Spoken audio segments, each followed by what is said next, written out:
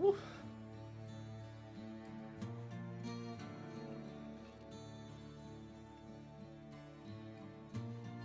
No, it's fine. I got this on overdrive. I'll survive. Morning, everybody. Yeah, I got the AC on turbo. Hey, Travis. Hey, Notorious. How you boys doing? Hope you're keeping well. On this fine evening, afternoon, morning, whatever it might be. Alright, so we're farming gold. That's basically all we need to do. Ah, hey Paul, how you doing, mate? So, as you can see, decided to permanently swap to Twitch in the next, 3 days? So we'll be slowly again, hopefully phasing everybody over. We're going to do the split streams for 3 more days, and then we'll start streaming on Twitch permanently. The streams there have just been going so well, and we're gonna use YouTube for our long form recorded videos, which we will also continue to do as normal. But yeah, Twitch has been going absolutely insano style. I'm pretty excited for that.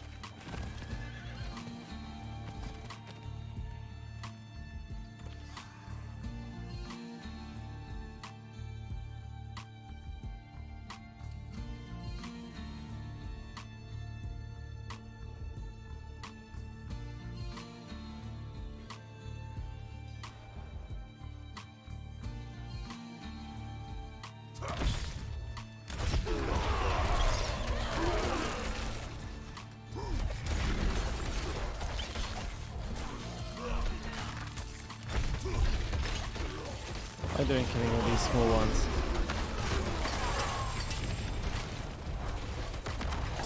You off to bed? I'll see you when you get up there, bud.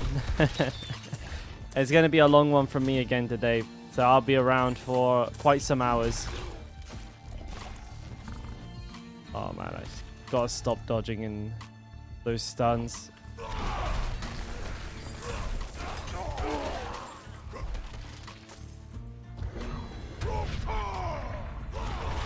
Yeah, hopefully, I mean, the plan today is actually to get some Lillith attempts in, so I need to grind out a bunch of gold. Get lucky with my rolls.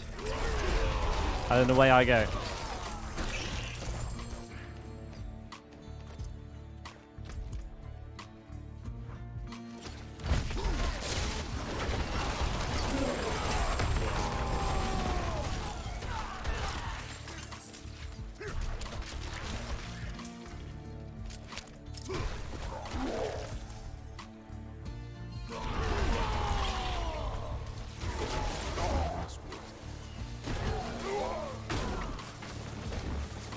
Catch you later, babe. Have a good day, alright? Getting lucky on this run already. And obviously for channel members on YouTube, like yourself, Notorious, I'll look at ways of trying to move over, or like, what's the word I'm looking for? Like, pad out the benefits of being a YouTube member as well. Because obviously a big part of it was the live streams for you. I think that, you know, that's when you became a member. So I'll make sure to add some value and everything to the Discord and to the Twitch streams as well, so that that can carry over as well. Because I don't want anyone to think I don't appreciate the support, because I do.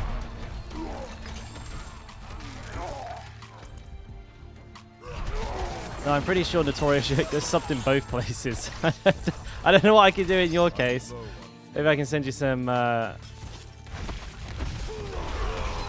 bath water. Wait, is that the butcher? Ow.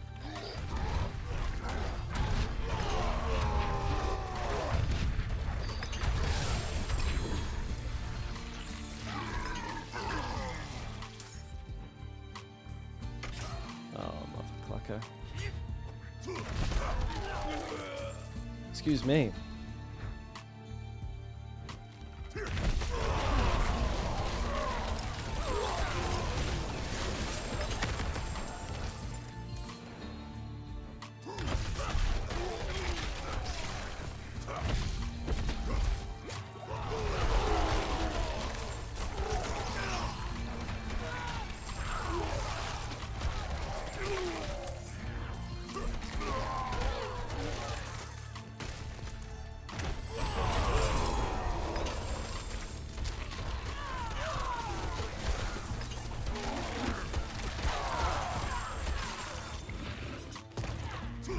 shit.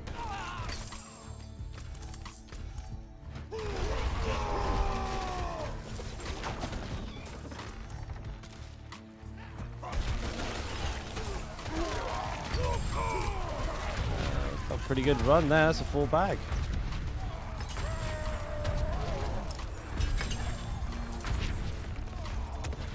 Alright, well, we'll drop that. We'll take that. Teleport out first. God, it's humid again today, lads. Humid as fuck. We just had a new shipment this morning as well with like I told you guys, right? I kind of, I don't run, I help where I can. With my missus, we do like a fashion brand. We just got a big shipment of handbags in, and they arrived here today, so we could check them. So our house is currently filled up with about 100 fucking handbags. They are everywhere. Nothing quite like factory glue and leather to wake yourself up in the morning. I'll be high as a kite before long.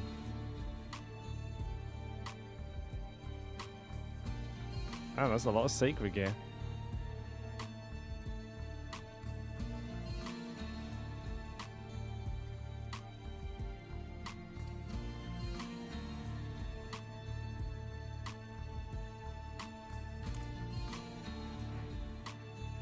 Good.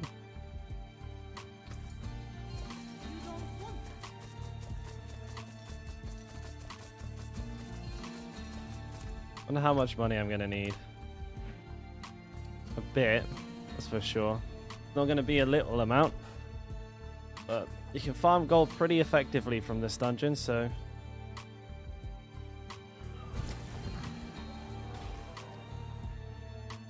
hopefully we can get some uniques. That'll help pad it out a little. Hey, Cody. Video on this build? Yeah, exclamation mark build. You missed my spending spree? Yeah, I went through like 110, 120 mil, Travis. It didn't go very well. It lasted like a minute.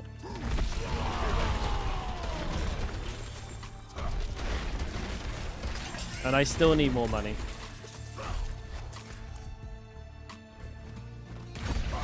You have to give Nightbot a minute. It takes a while to respond sometimes, Cody. Yeah, unfortunately, I still need more. I think I probably needed more like 200, 300 mil. But I'm not looking for perfect stats. I'm just looking for the right stats. Like the right modifiers. Maybe I won't max roll them, but that's fine. You know?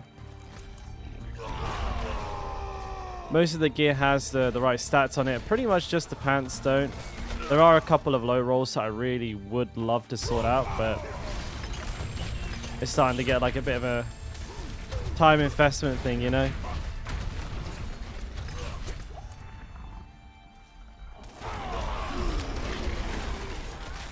Getting a little out of hand.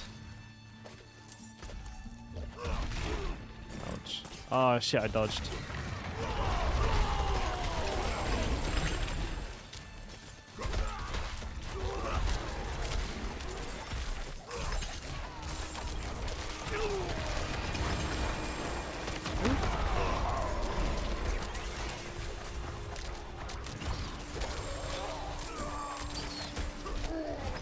Give me your loot.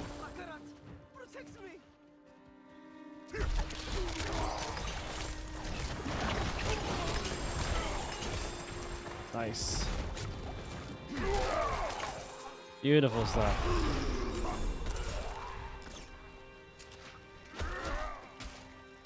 This dungeon is bloody packed with enemies.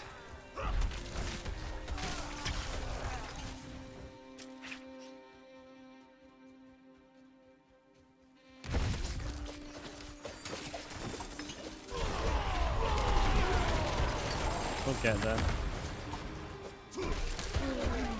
Hang on, I should probably kill all of these. There's a lot of them.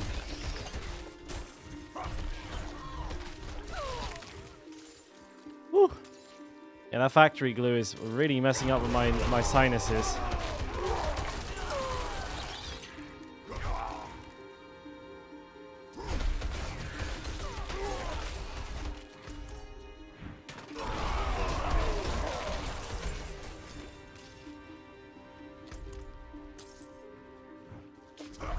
I'll probably farm gold for the YouTube stream. Hopefully, like, that will be enough time to get, like, 20-30 mil behind me for a couple of rolls. Maybe we can make some magic happen with that. We'll see.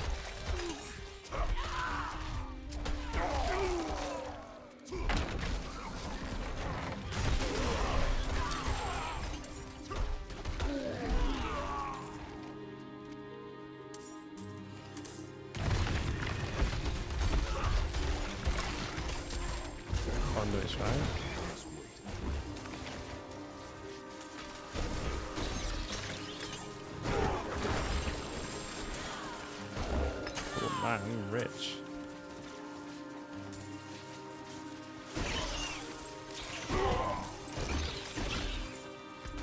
Excuse me.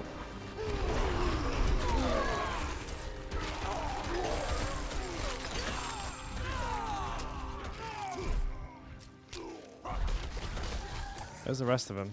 Oh, really? Just the one guy. Right on.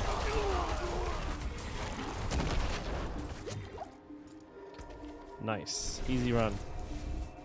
You never know, I might just get a piece of gear that will replace the ones that I'm rolling anyways, and that's just as good, you know? It's a hell tide.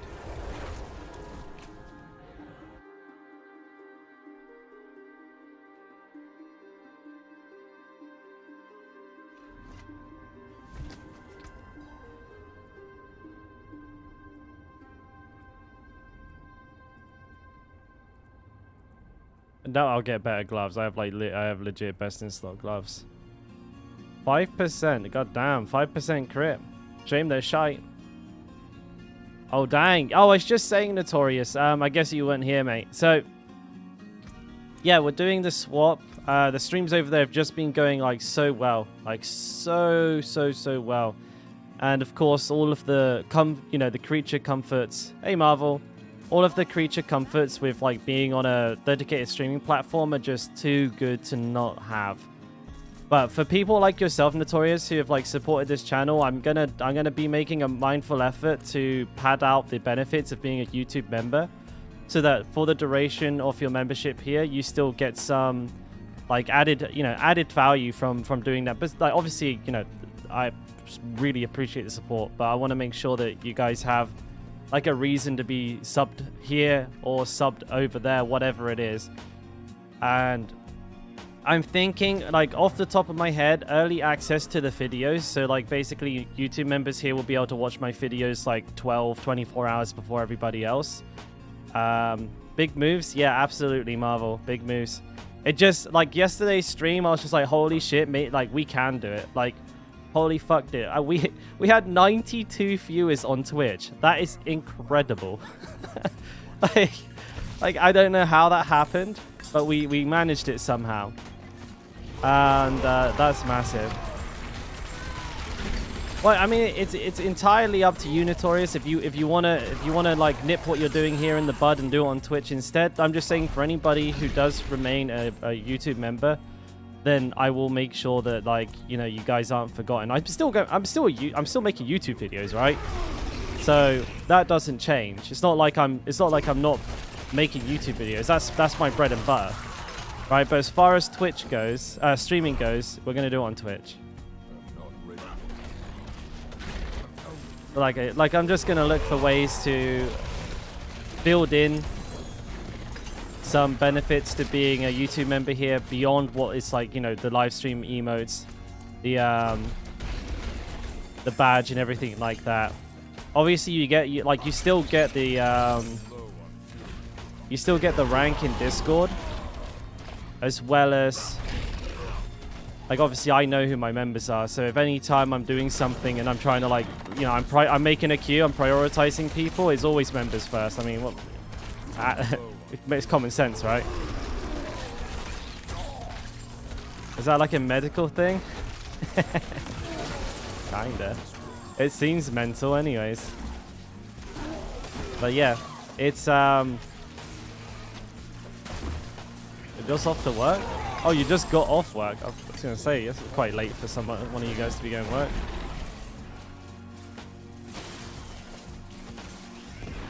But yeah, we're going to be just building out, padding out the benefits a little bit. And then focusing on like... It's going to be actually quite nice for me because like when I look at my... YouTube channel, like it's such a hodgepodge of live streams and videos. Like it's like regular videos and live streams, everything's all messed up. Actually kind of looking forward to some separation of the two things because it doesn't do a good job of managing both, really. Like the back end on YouTube is definitely one place where it's just unpleasant to use. Why is this phase glowing? Oh, it wasn't. There's a shrine cap underneath.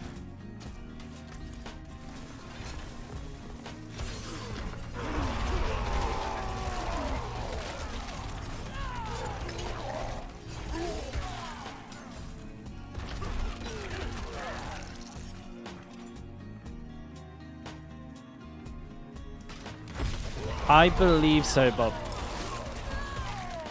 I believe so. Yeah, I'm currently grinding for rerolls. Obviously, if I find better gear, I get better gear, right? But for me, it's like 3 to 4 minutes, right? 3 to 4 minutes a run, full bag every time. Like I don't know if this can be improved upon. You could probably find dungeons that are the same, but this is consistent money. Oh, my boy's on Lillith as well. Yeah, the struggle, man. Trying to min-max for painful. Nobody wants to do all this cave all day, every day. Yeah, well, that's true. I guarantee I won't. If I do kill Lillith on this character, I may just go level another one, like try a new class or something for reals. Just so I don't have to, like, go through the potential of having to level a new character with like a day left before the new season, because that's kind of like my luck, you know. I'd be like, oh, it's just fine. I'll just do some Audius Cave and get DC'd. Oh no, there goes my character. You know.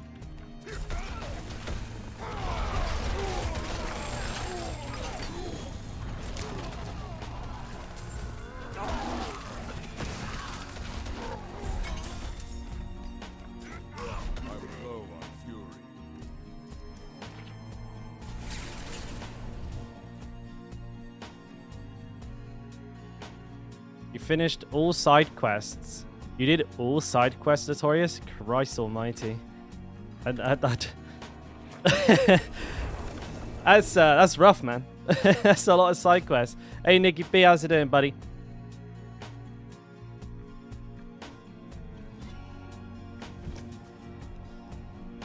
I'm surprised you didn't manage to get all the way to level 100 because there's so fucking many of them.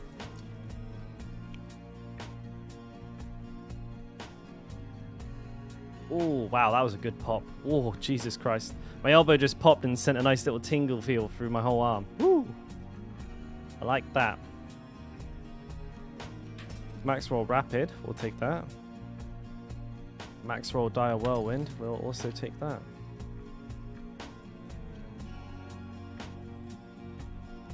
Max life resource chain. Damn, I'm getting some pretty good rings. Very close to good rings. I did watch that indeed. Yes, I did. What did you think of it? The thorns clear. Just about the game for the night. Amen.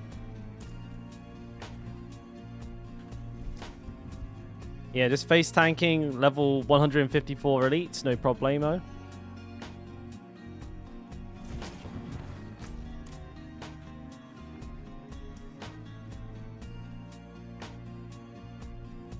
A pretty unique setup as well. I don't think I've seen a build like that before.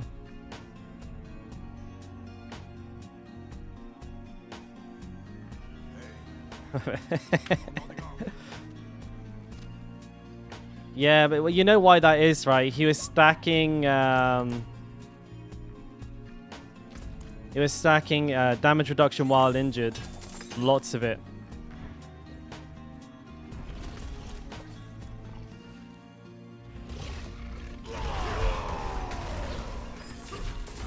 Which like, it makes sense because you can get some serious numbers from damage reduction while injured. You can get like 40% on your boots, which is insane.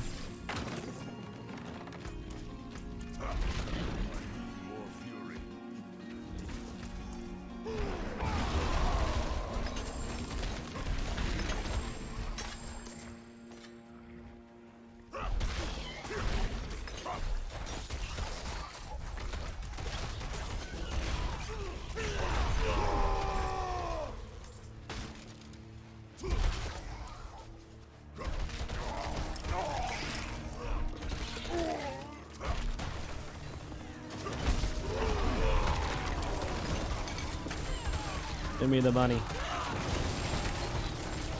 I want some money. There's a lot of fucking rares here. What the hell? Damn. 8.4 mil. That's enough for one roll. And if only I was joking.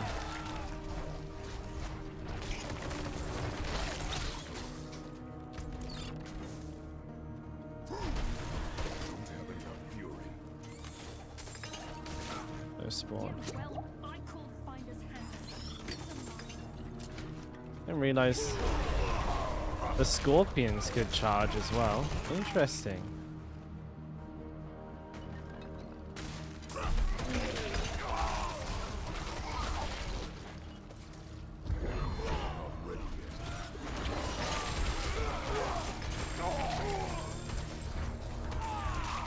Yeah, I'm not doing that shit until the last moment. Marvel, no way, sorry. Because I know what will happen. I'll fucking die. Like, I know it.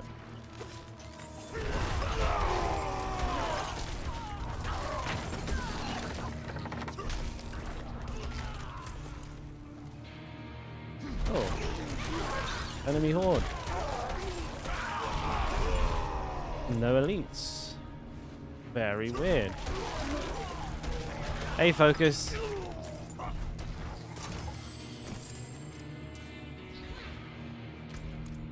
ready yet. Why do I need to do it again? Oh, so you may not have heard. Basically, in order to carry over your Lillith statue and map discovery progress to your seasonal characters, you need to log into the character that you have that progress on. Like, the actual character that's done the statues, done the map discovery, you need to log into that one. And if they're dead, well, you can't log into them. And they clarified through a tweet, like the community manager, like Adam Fletcher, he confirmed that, yeah, if your character is dead, then you can't use that data. So you'll need to have a character alive for the 18th that has the statue discovery and has the map discovery on. Which is really fucking annoying for hardcore players exclusively. And by the way, that's not how it's supposed to be. It's because they've had to implement the carryover system like so quickly. Because, as you know, they weren't originally planning on letting us actually have any progress follow through. So, I don't know whether it was really just the best they could do or whether they just kind of forgot about hardcore players and were like, oh shit, dude. We forgot. Yeah, how can they log in? I don't know. Too late now. So yeah. Sucks to be a hardcore player right now, especially if your first character died, which, let's be honest, how many hardcore players do you think are still playing their first character? Let's be fucking honest right now. Like, none.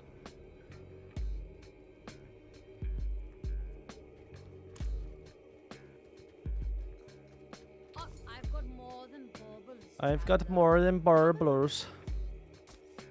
You don't want that. Don't ruin all that work. 12? You got 12?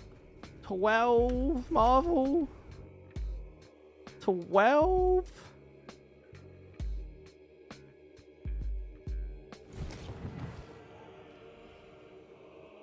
12?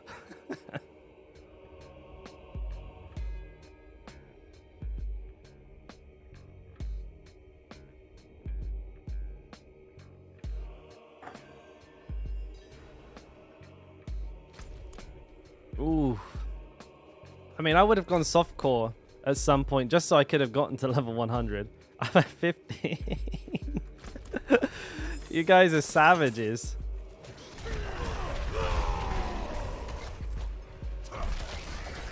I think we got some top 10 contenders in chat. Smells good.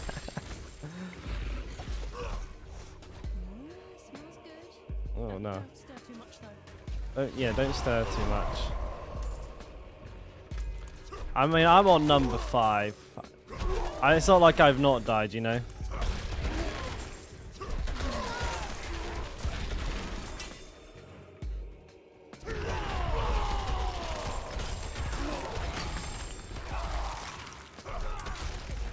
I have those high impact late game deaths that make you want to cry.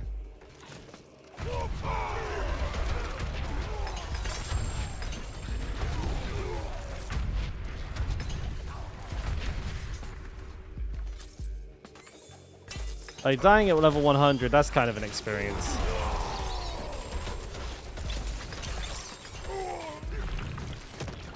Ouch.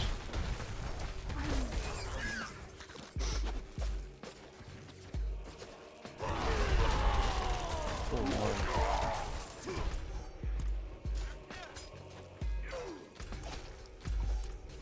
I must wait. What do you mean I must wait? I wait for no man.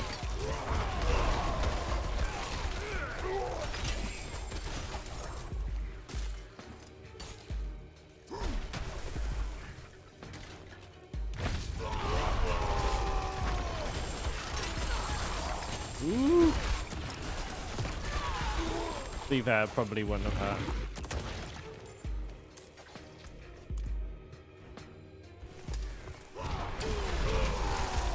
Decides to quit the game until season 1, got burnt out. I mean, there's nothing wrong with that. It makes sense, right? I think a lot of people are probably winding down now. Get like a good 2-week break in before the game starts again. Honestly though, would you still be playing as much if you didn't restart your dev? No, I'd probably be playing something else. For sure. Like, there'd be nothing left for me to do. Like, real talks, how long do you think it would have taken me to kill Lillith? Like, I may not be a good... I'm not like rank 1 Diablo player in the world, but still. You know, if I could do her all day, every day, then I would have gotten her down, like, fairly short order. A week? I don't even think that. I think maybe a couple of days. Like, most people kill her within, like, 300 attempts. That's most people. Like, I'll probably, like, do her in something like 100, 150 attempts.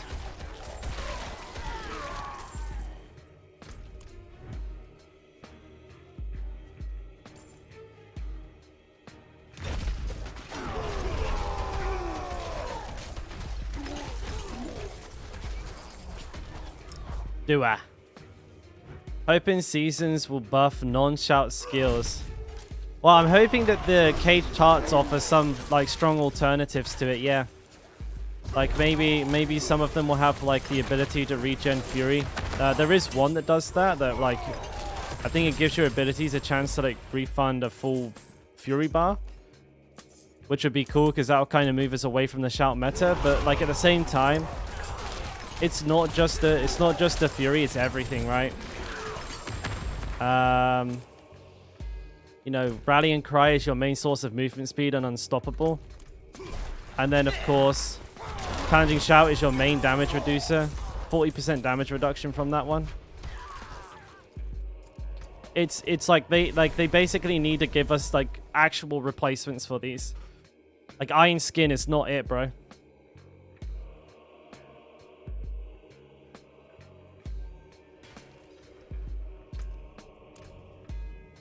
But yeah, here's hoping, man. I hope these caged arts are like OP, like no cap. I actually hope they're OP, so that they can actually change the build.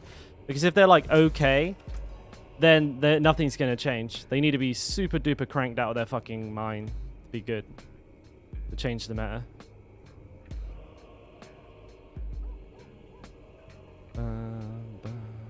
Damage reduction, fortify. Nope.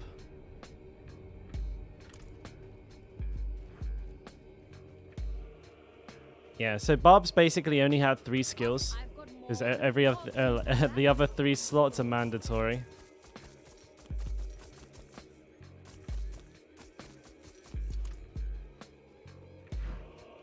Hey, Whiskey.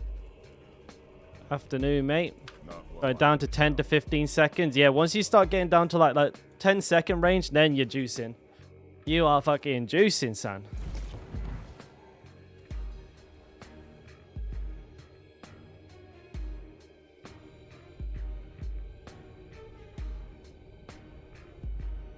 Whew. Squeeze me.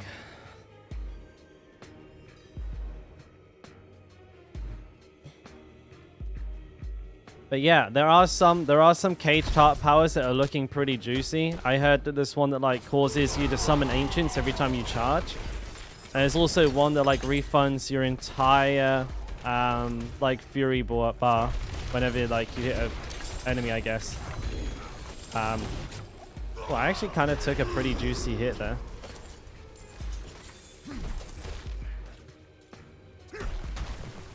I'm not squeezed.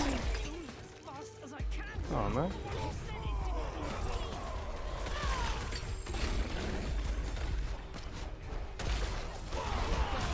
Ooh, money.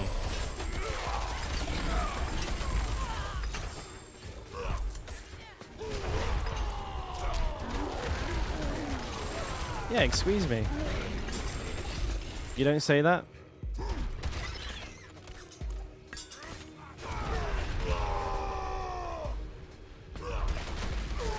Or did damage. William. Or if they did damage.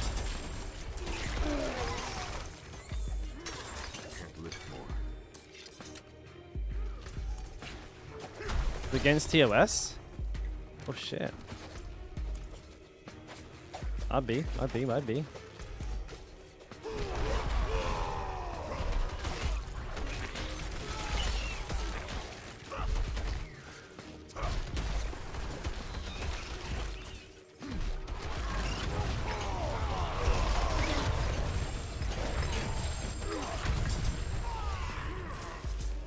mean, I'm not even sure what they could do.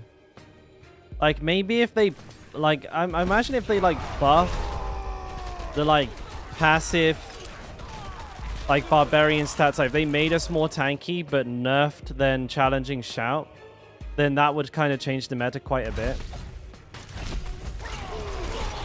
Because, like, right now, you might, like, you might as well consider a barbarian as having 50% damage reduction, because they always take challenging shout. It's without, you know, hey, Gabriel, it's like, it's not a question, right? Every barbarian runs challenging shout, therefore every barbarian has 50% damage reduction. Like, because you have 10% passive, right? As for being a barbarian. And 40% from challenging shout. So why not just like give the barbarian like a passive 25% damage reduction, but then nerf challenging shout by like 20% too? So they have the same total damage reduction with challenging shout up, but because the baseline tankiness is higher, we're not as encouraged to take it every single time. Don't you think that'd be like kind of a cool idea? Just off the top of me head, like. I'd be like, oh, well then the barbs are going to be too tanky baseline. It's like, well, challenging shout is baseline. We have to use it. We always use it.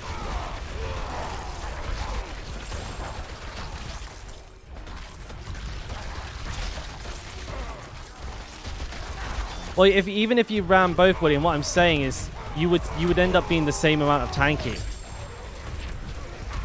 Like if like I said, the total amount of damage reduction would still be 50%. It's just it's more evenly spread out, meaning that challenging shout is not as like powerful.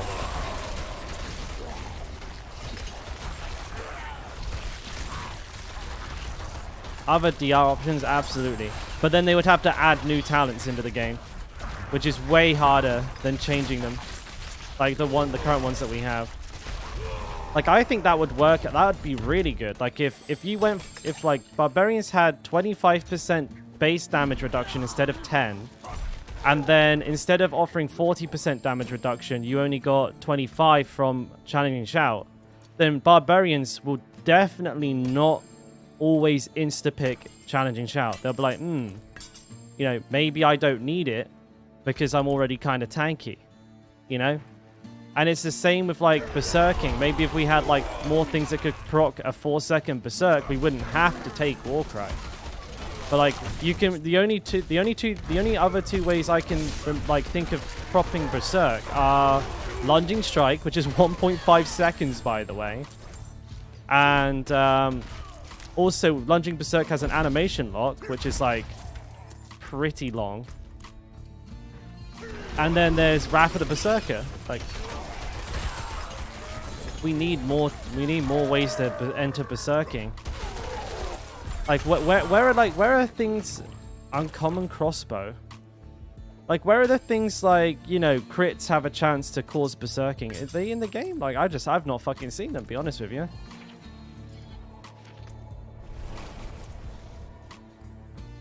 Hey, Willie. You got a Razor Plate? Do you think it's a good combination? Maybe not so much with Whirlwind, but it's definitely a very good piece of gear. You can definitely make Thorn's Whirlwind work if you want to, though, for sure. You just delete Barb. We only have 3 key passives. We only have 1, really.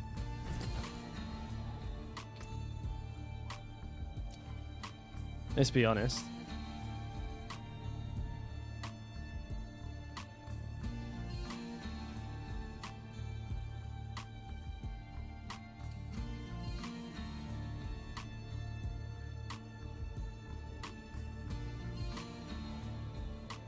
It was past tense.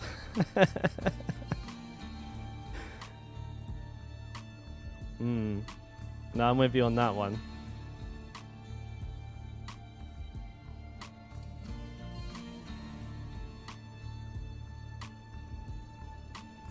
Fucking always useless necklaces.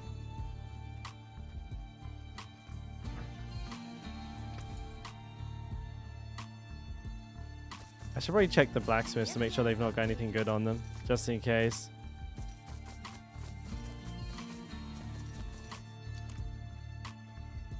The Rupture of Rain could do a buttload with certain combos until they nerfed it. Yeah, they said it was a bug, right?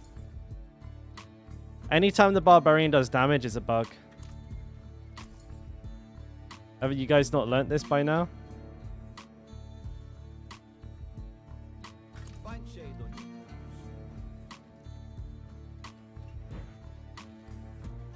Yeah, to be fair, Echoing Fury being the only way for us to solve our Fury issues is a little bit, like, meta affirming, isn't it? It's like there's so much value in the shouts. It's like the best source of Fury, best source of Unstoppable, best source of damage reduction, best source of movement speed, best source of Berserking. It's like, come on, boys. Like, it's the best everything. Of course we're going to use it.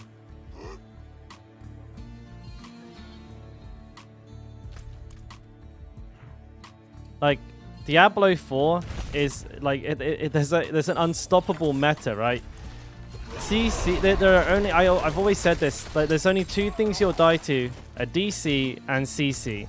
So like you have to absolutely have a fucking bajillion unstoppable procs, otherwise you're just gonna get wasted the moment you step into any hard content. And why wouldn't you take Rallying Cry? It grants almost 8 seconds of Unstoppable. It's insane how strong it is. It's like the best source of Unstoppable in the game. Nice.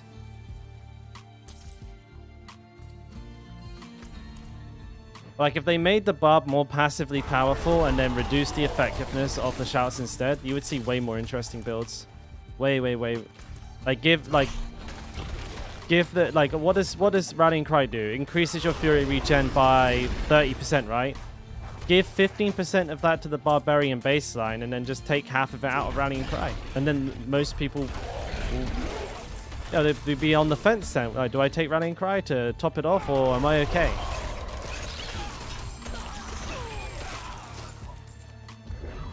Still total, it's still the total same amount, you know what I mean? Oh, but then other builds might get strong. Exactly! That's what we want.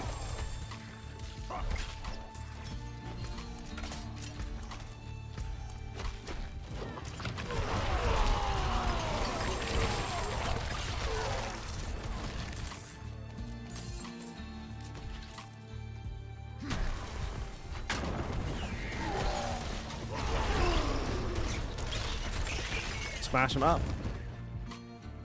Ah, Buick. What's up, mate? Evening, bud.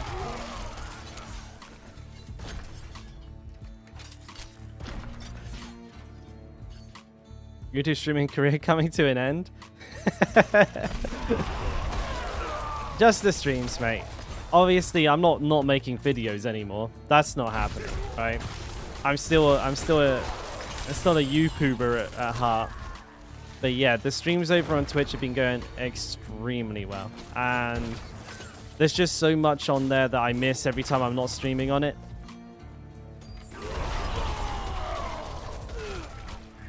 Who are we kidding? It's just a better platform to stream on. Like, in every which way you could possibly measure it by.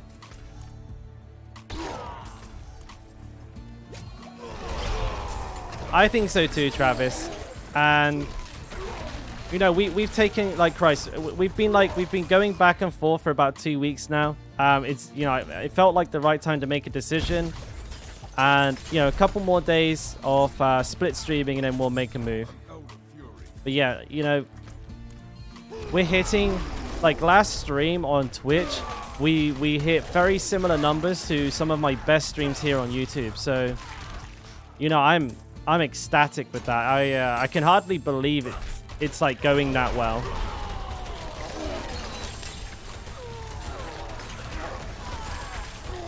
And then it gives me a bit of clarity of mind. Like, there's a very clear separation then for me. I can, like, look at my live streams and look at my YouTube videos as two separate things instead of just having a mishmash of all of it on the same creator dashboard.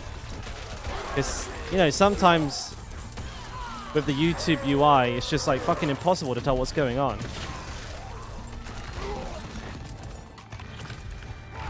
Did I not kill him?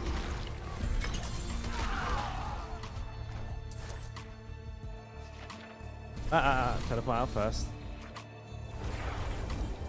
What's the best build for 1 to 50 on hardcore? Rend is a good option. I actually have a like a really in-depth guide. If you type !guide in chat, Nightbot will post it within like a minute or two. And that is like my full comprehensive guide on how to get to level 100 as a Whirlwind Barbarian. I hope I get 15 unskippable ads when you're about to beat Lillith, like I did on yesterday. Oh no! On Shroud, is he still playing? I'm surprised he's still going at it. That sucks. Well, you know where to use your Prime then. Nah, hopefully that doesn't help, but we'll clip it, obviously. I know it's not the same. No Mercy, Fury cost reduction. No Mercy is no good. Fucker. Do you guys get lots of ads when you come into my stream on Twitch? Because I'm sure, like, as an affiliate, they don't run as many ads, no? Or am I off base on that one?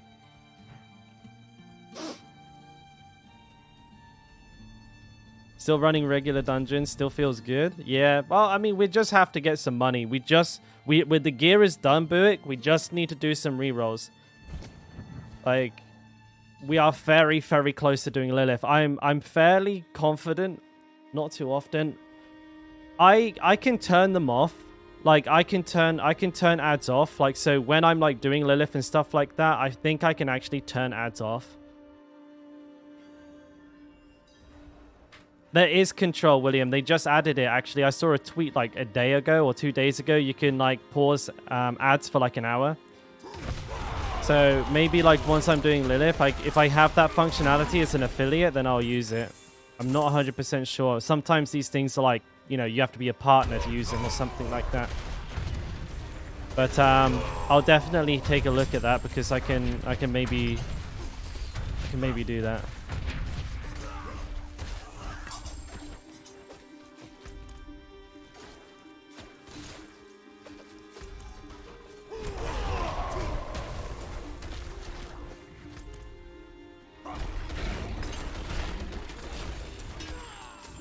Ooh, excuse me. I'm not ready yet. I need more fury. I do need more fury. Where'd it go?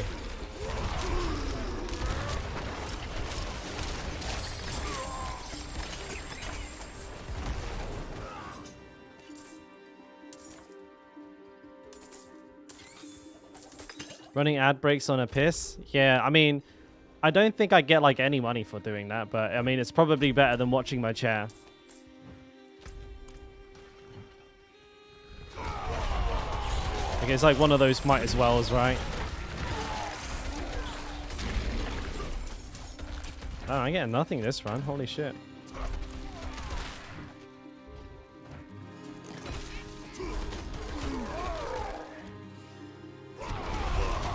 I definitely feel like I've been getting a few less uniques than usual, but I don't know if it's just bad luck or what. Because obviously that can happen, you know. Sometimes RNG is just not on your side. Oh, is that the way it works, man? How the hell do you guys know so much about the platform? Okay, well that's a good idea then. Maybe I will run them every time I go for a piss. Use up the allotment for my channel, right? Something like that. That makes sense. That'd be a good idea. I mean, because I do go for like pisses fairly regular. Might as well earn that like 50 cent.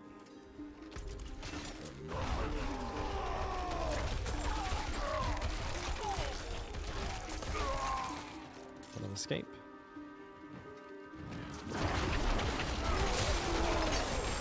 You been putting the kettle on? I always do. I gotta walk past the kettle to get to the toilet. It's just, you know, I'm just min-maxing, bro. I'm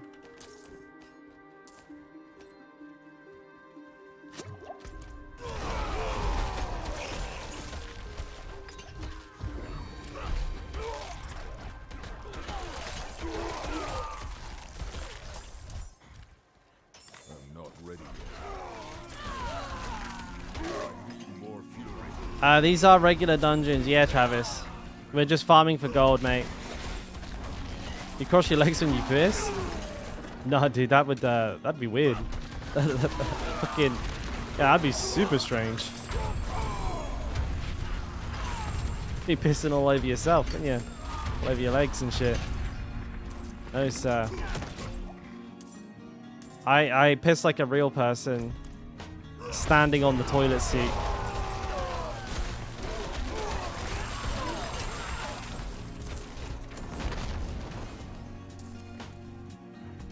It's actually great. There's like warnings in the toilets in Korea that tell you not to stand on the toilet while you're taking a piss or a shit. I think that's funny. Is it really that much of a problem?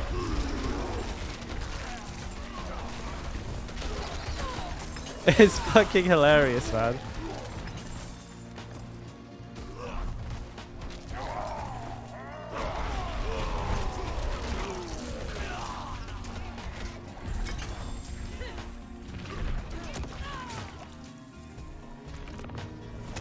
Oh, motherfucker. Yeah, basically, like, people squatting on the toilet, you know, like, standing up on the fucking, like, on the toilet seat, squatting into it. And there's, like, warning signs all over, like, every public bathroom in Korea, like, don't do this, stop doing this. Probably people, like, shitting on the toilet seat and onto the floor and stuff. Dirty bastards.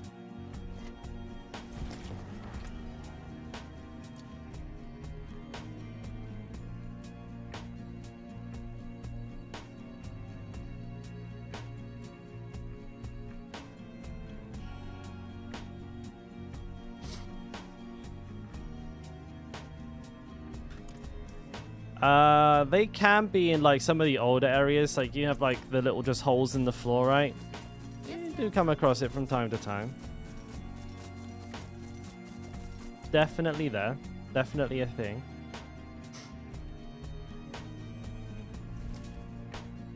Yeah, you have the hole in the ground ones.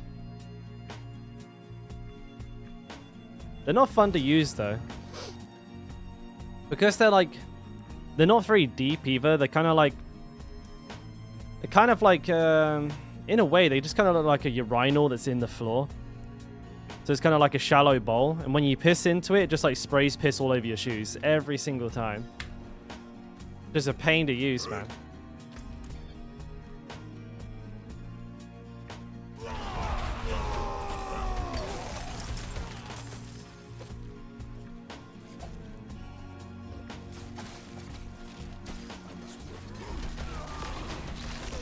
Oh, it took some pretty hefty hits.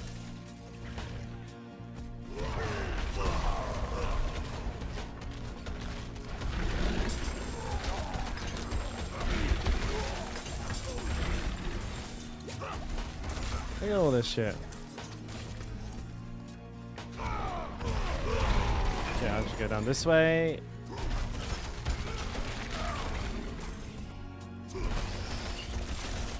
Your crits don't feel good? I mean, there's two things that will affect your crits, right? Are there crits in the Paragon? There's some, yeah. I think on Flawless Technique, there's like a bunch of crit damage. But like, what is your crit damage? Because that's obviously the first thing you want to look at, right? If your crit damage is low, that'll probably be the first reason why. And secondly, like, are you like critting vulnerable enemies? And what's your what's your vulnerable damage like? Yada yada yada.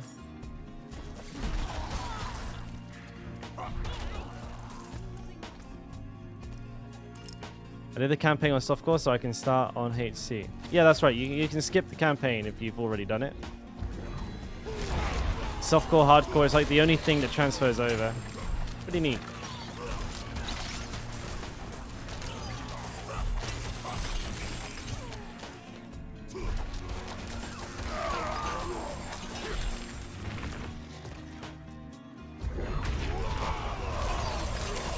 Oh, sweet. Got channeling. And I got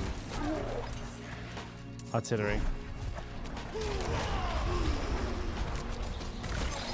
Oh man. No, I'm sad.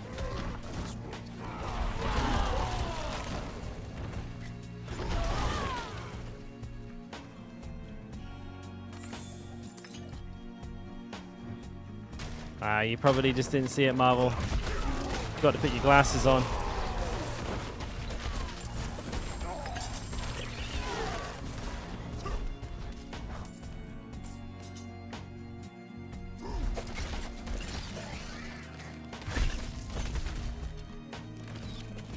The cosmetics transfer? Yes.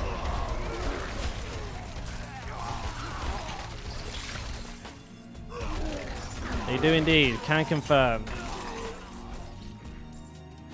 Yeah, they do transfer. 100%. I know they do. I've seen it in action.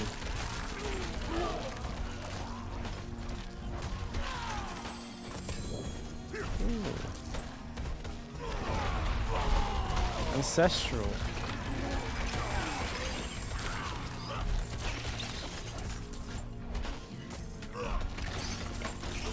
Quite a lot of uniques. Rares, sorry, not uniques. The gift that keeps on giving. Oh, good run.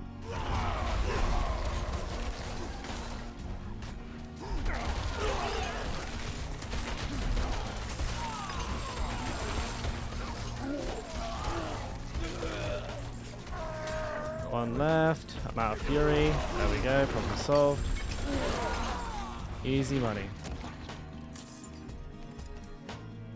Ooh. Exactly a full bag. Look at that. You have to love that when that happens. Like, exactly a full bag. Boom.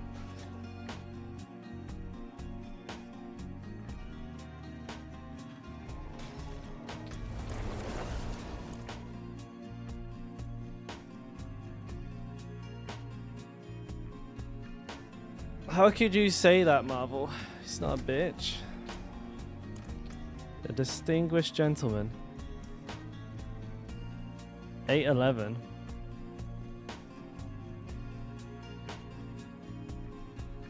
Excuse me.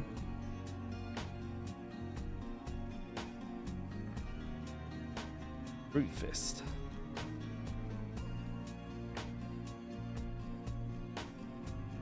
Good ring. Good necklace.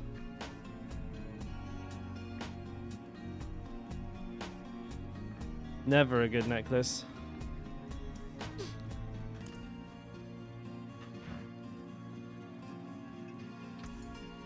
Are these new ones? These are new.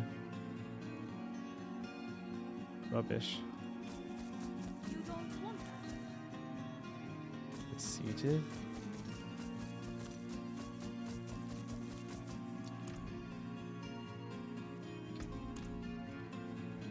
What you got? I don't care about those. Nope.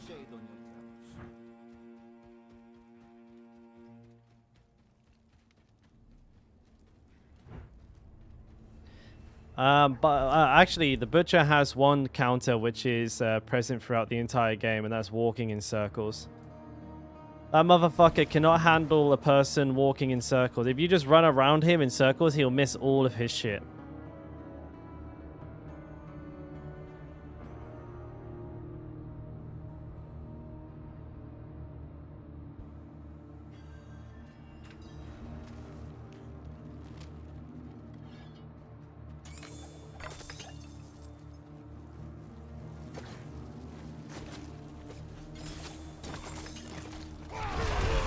Stoop. Oh, I saw a yellow. I go back for yellows. Oh no, I did it. They gotta fix that bug, boy. They gotta fix that motherfucking bug.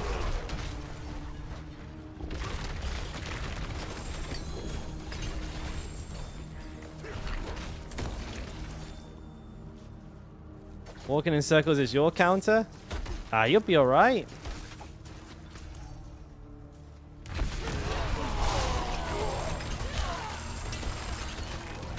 Especially if you're a barbarian, you just spin around him inside you just rotate around him like a dreidel like that.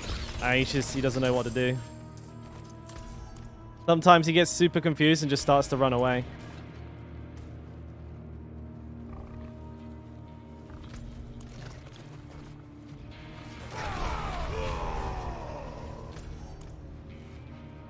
Oh, that was a glorious dead end. Take all this money.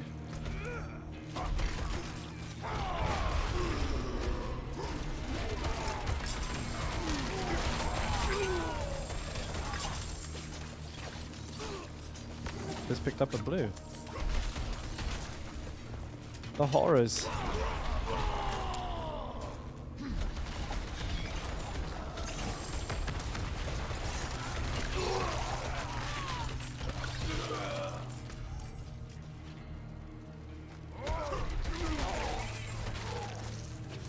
Can you fear the Butcher? You can't fear the Butcher, he's a boss. But you can stagger him.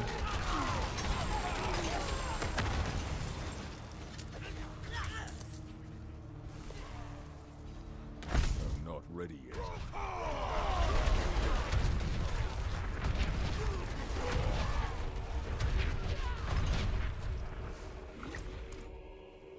He behaves like any other dungeon boss. You know, he has a stagger bar, and if you fill it up, he'll then be staggered. So yes, you could use his own mace against him to build that stagger up quickly, but you'll probably kill him first.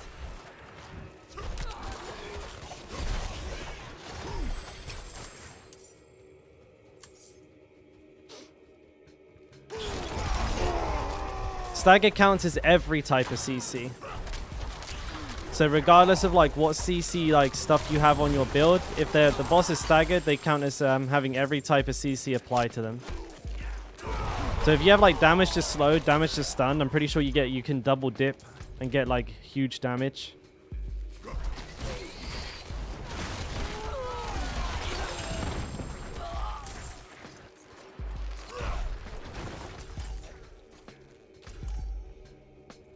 Yeah, you'll need to make very good. You'll see me using stuns against Lilith.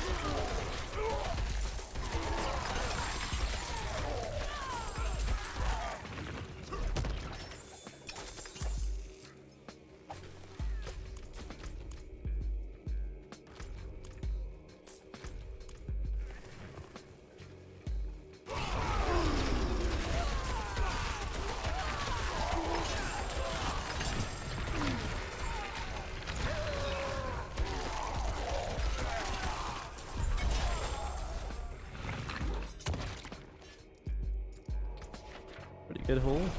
One blue in my bag though, yuck. Big yuckers.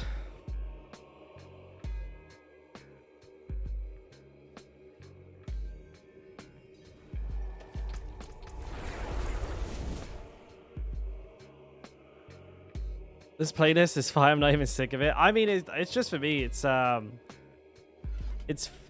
easy to play because I know I don't get copyright strikes for it. But yeah, man, I listen to this like, I mean, you think if you think you listen to it a lot, I listen to this a lot.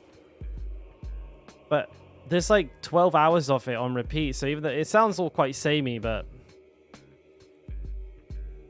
I misclicked on a reroll and was rolling on the wrong thing. Oh.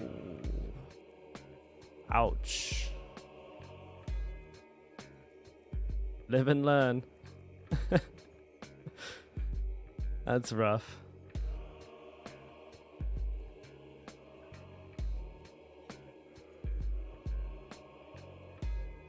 Hang in there. Need something special? You don't want that.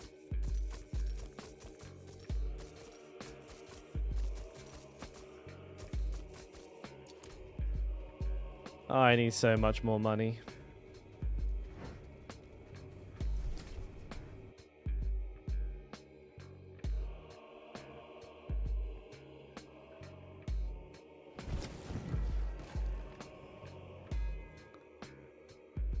Been live for an hour and I've made like 12 mil. 6 mil.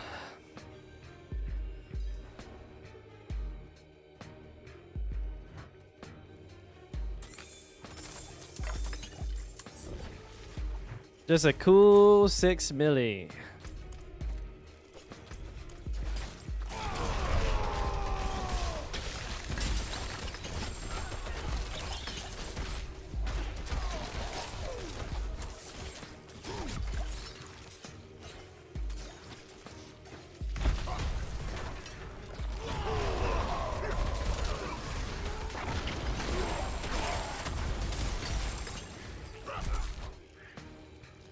Yes, sir. Not, that's it.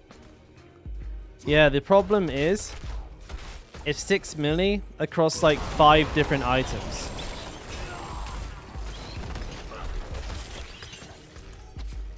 There's the ring, the boots, the helmet, my 2 weapons, and my pants. And they're all at 6 mil plus. 6 mil is the cheapest roll I have. Yes, these are rookie numbers. My necklace is at 19.8 mil, but like we won't talk about that. We won't be doing that. The necklace is fine.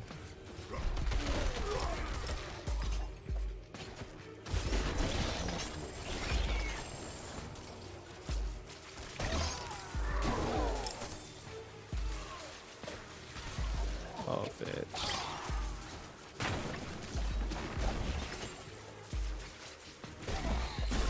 Not ready yet.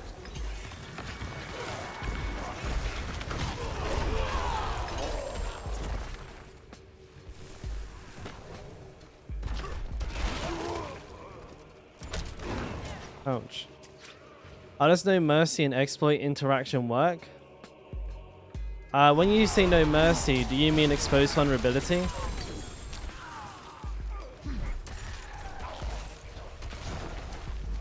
Or pressure point?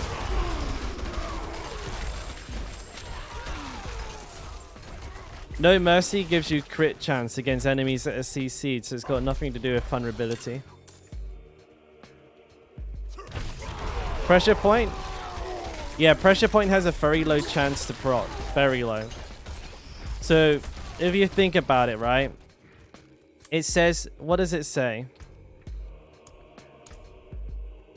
You have a 30% chance to proc, right? But your lucky hit chance on Whirlwind is also 30%. So it's 30% of 30%, I believe. Lucky hit, 23%. Oh, it's actually way lower. So you have a 23% chance of 30% chance to proc. So that means like 6% chance to proc. Vulnerability. It's not very high. That's why it never procs. Because you literally have a 6% chance for it to proc.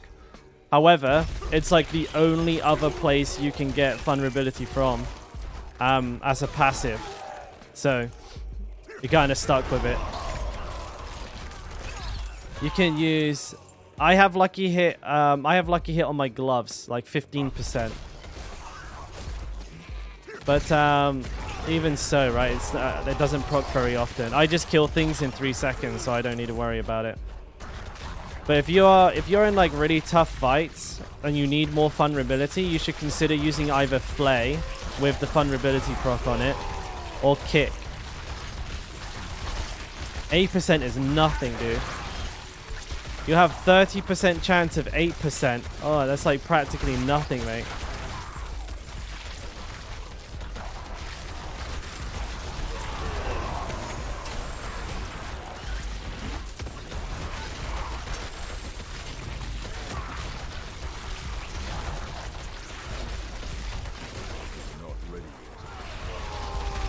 Because it says lucky hit, right?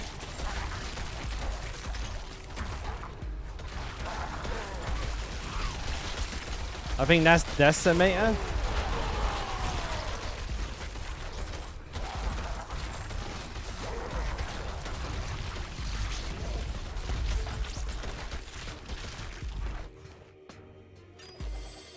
Ooh.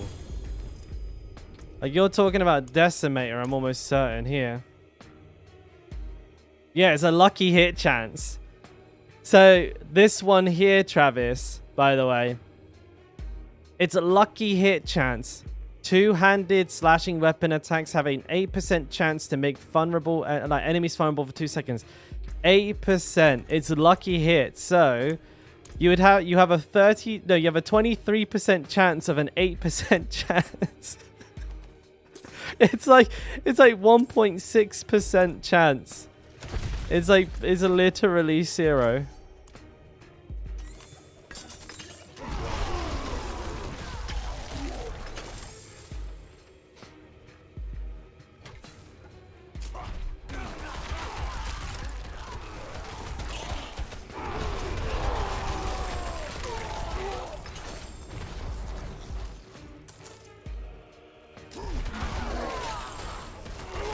Proc funnel drop a grandfather? Good question. Yeah. It do be like that, actually.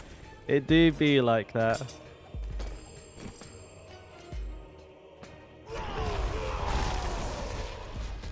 But we do have guaranteed sources of vulnerability. Like we have Kick.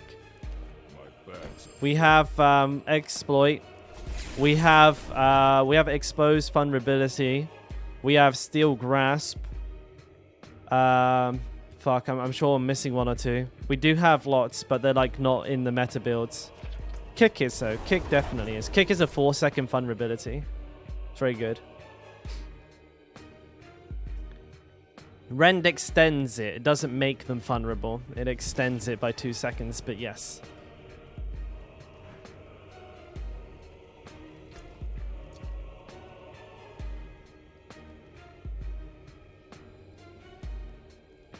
But I believe the enhanced Flay just has a flat 10% chance to make an enemy vulnerable for 2 seconds, which it procs a lot quicker than it sounds. Like compared to everything else, that's like easy peasy.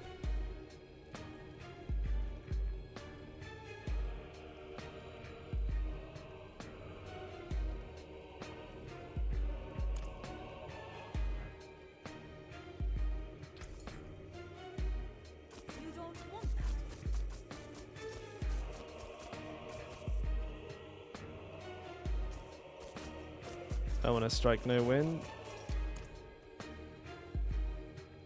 On the Warbinger board, is it okay to take max life path instead of Fury on kill? I probably wouldn't. Because Fury on kill is OP. If you're going to do anything, I'd take both. And then sacrifice somewhere else. Fury on kill is so good. Now, if you're fighting Lilith, maybe not. Right? If you're fighting Lilith, it's not doing anything. So, if in that instance, then yeah, I would probably take something else. But then again, if you're fighting Lilith, you're using Hammer of the Ancients, and you probably want all of that max Fury anyways. Hey, Mad Nox, how you doing, buddy?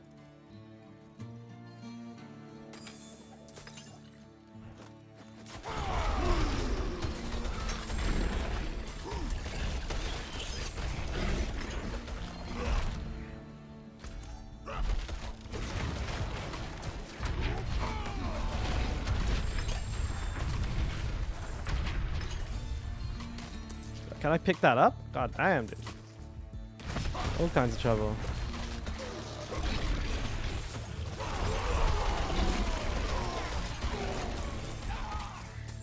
Dude, I just woke up. Oh, for real, for real? Late night.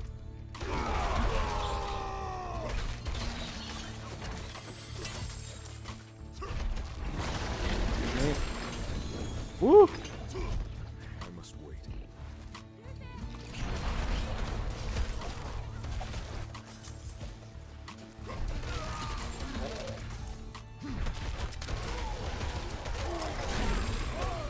Not ready yet.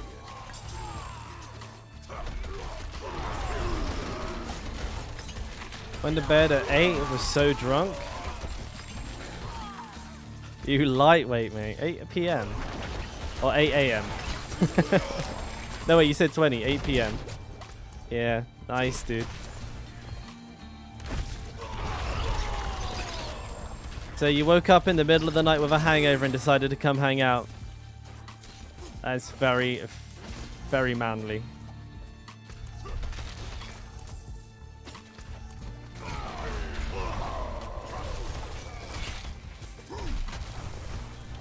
Woo! You're a lightweight? Me too, man. Me too. I used to be pretty good at drinking, I think. Now like one beer is enough to put me over. Then again, I don't drink very often. 6:30 a.m. If I had a hangover, dude, I wouldn't wake up until 6:30 p.m. the next day. That's a big reason why I don't drink. Oh, easy, Raymond, easy. Just remember though, mate. Like if you're looking for me after Wednesday, I'll be on Twitch. Like just for live streams. Obviously, the YouTube videos are still coming through, but the live streams themselves are moving to Twitch as of this Wednesday. For anybody who wasn't aware, I got it on the screen, literally. Like it's written at the top of the stream, but I'm sure some people will still miss it. We'll be moving over. Streaming daily over on Twitch-a-rooney. Just like we have been here. I'm not ready. I'm looking forward to the beginning of Season 1, though. We'll have lots of YouTube videos to make it... Like, at the moment, it's a little bit slow because, like, this season's, you know, done, right? Done and dusted.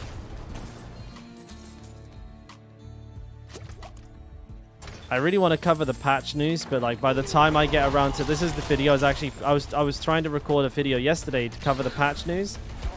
But like by the time I get around to it, it's already been covered to death because I'm covering it like 12 hours after it happened. I'd say it's not worth it. Like you guys you've already seen Rax's video, Daft microtransactions video, and it's only like so much you can say about a patch where like, oh, you know, hardcore players got shafted. Turns out you do have to have an alive character. Fucking sucks.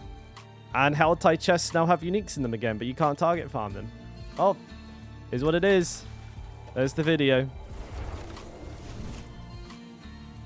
I am the only unique. My only unique take is that I am a hardcore player. So most people who cover all that kind of stuff are always softcore players. So like they always have a slight bias towards that.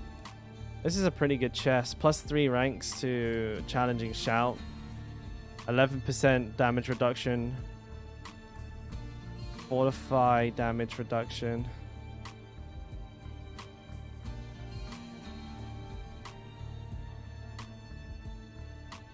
That's kind of good.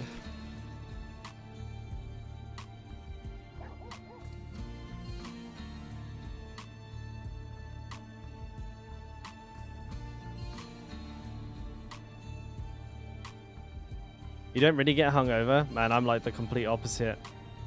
I get giga hungover. I'm like fucked. After like drinking any amount of alcohol, the next day is basically ruined. Yes, I'll take it. Fortify generation? Don't need it, mate. I'm like, I fortify so quickly. I like, Warbinger is so strong. You don't need fortify gen. Trust. Alright, all this talk of coffee and drinking is... I need a piss. You guys did this, not me. I'll be right back.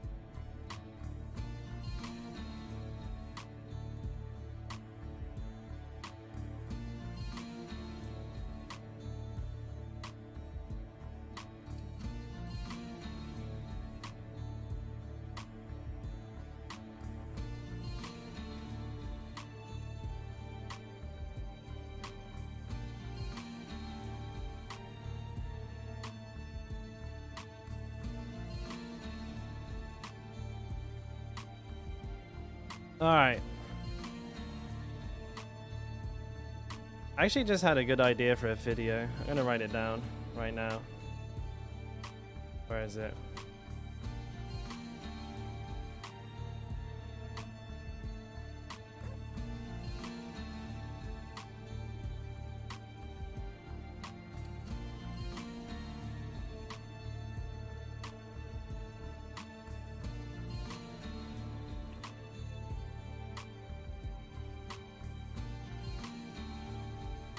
My guide has that in the early to late game before you get Warbinger.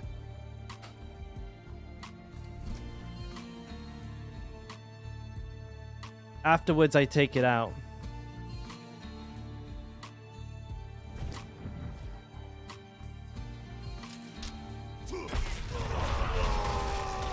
Or at least it should be taken out.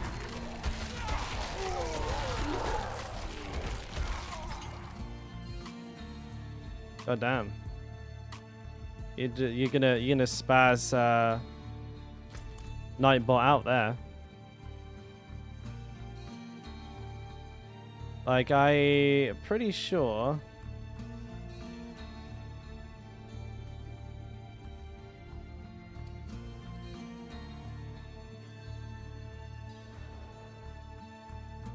I'm pretty sure I don't have it in there.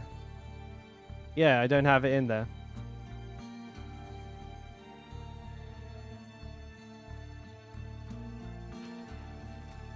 It's disobedience.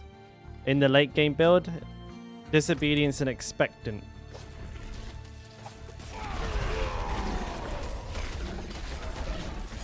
Or protector and conceited, depending on which build you're looking at. I'm not ready. But no numbing wrath. Once you get Warbinger, you're good.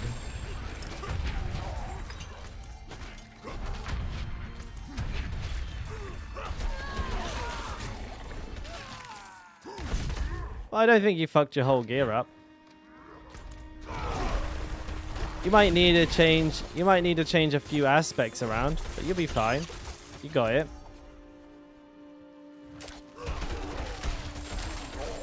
Or just take Warbinger out until you're ready. You know. You can always flex things to work. Hey Benji Wenji. You switch to Hota? I mean, I'll be doing the same very, very, very soon.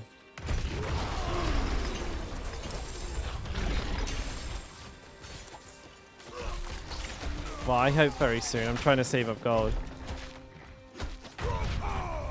I need money. Lots and lots of it.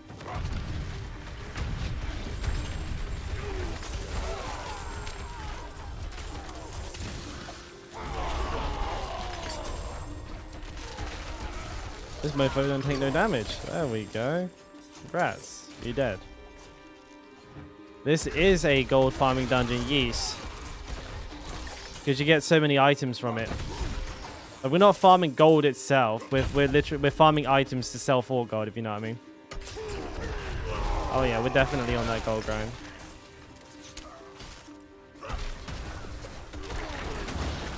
I'm an ice cube. It's okay. I've always been pretty cool. Just stand there, I don't give a fuck.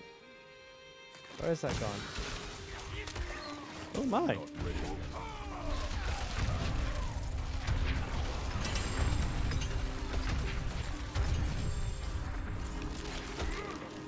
Hoda for Uber Boss. Yes, sir. A lot of pale tongue in here as well. Pick that up. That's potions I don't have to worry about for Lillith as well. Oh, come on. Vulnerability, please. I got him vulnerable in the last hit.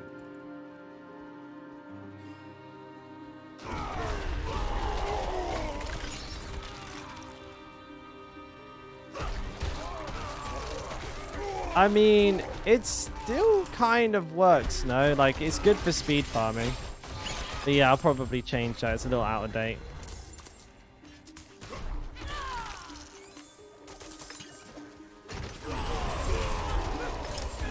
Like, to be honest, there's nothing wrong with that build for speed farming. Temerity is fine because you can keep conceited up. And when you're speed farming, you're not doing hard content anyway, so that's absolutely fine. As a matter of fact, like going that like Giga DPS route is probably better for speed farming. But Gauze is probably not such a hot recommend at the moment.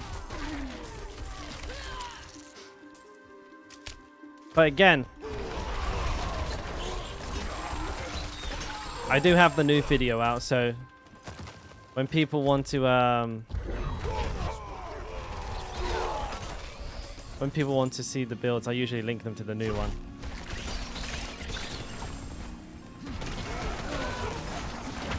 I think that speed farming one for me is like 3-4 weeks old.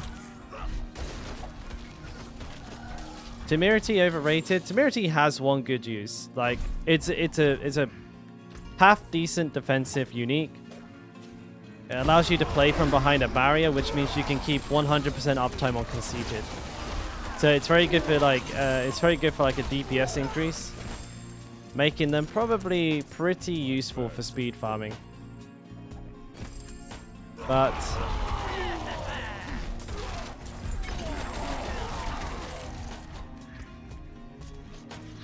yeah, Gauze I'm not so hot on. But again, it doesn't really matter. Like you could run that build like I was speed farming with that build and no problemo. Don't like having a potion all the time? I saw that bigger deal, Madnox. You just press Q. Once every 8 seconds.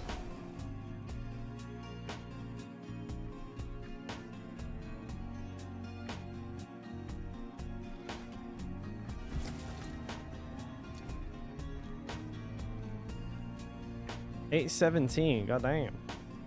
Shame it's shit.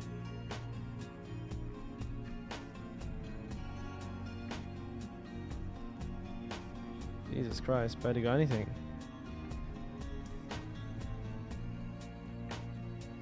You Netflix and chill, you just want to shout and whirlwind. Take the shouts out, just Whirlwind.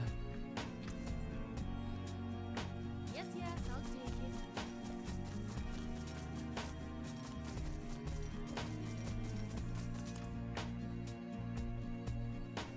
Oh yeah, absolute. Absolutely. I'm not debating like Temerity are they're just an okay damage damage reducer. But it's the 100% uptime on conceited. You get with Temerity, you basically just get 25% damage. Increase multiplicative. It's pretty big.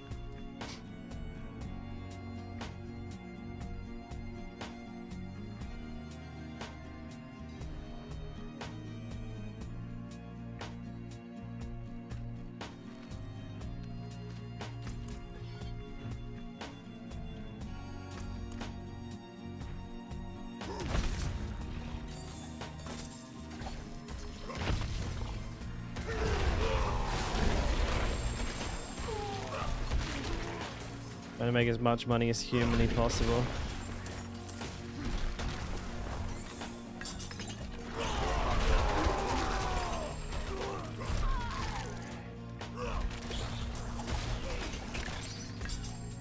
Ooh. Like Haragath? Pretty good again for speed running.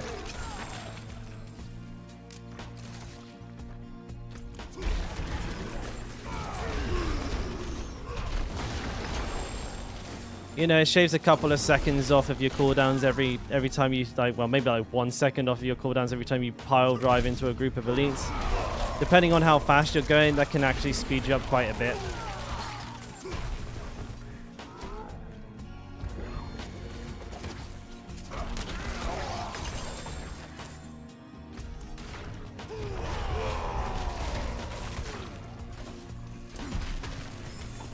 Oh, good, elite. Wait, where is the elite? Oh no, I'm tripping. I think they were from destroying the barrier, not from opening the chest, so I got confused.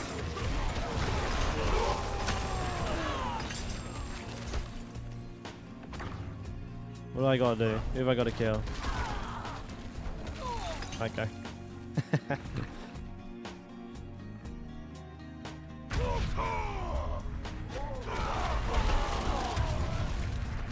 Dare I start this? Oh, it's not a curse. Never mind.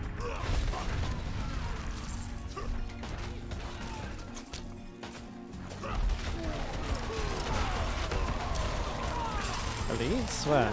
Oh, I killed them. I didn't even see them.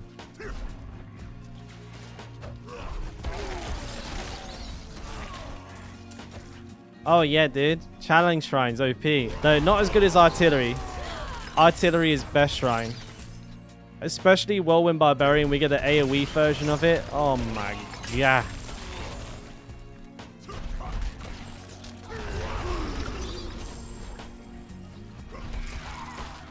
We motherfucking pew pew. That's the Barbarian build we need, is the Perma Artillery Shrine. That should just be the new baseline for Whirlwind, where we throw spears out while we're doing it.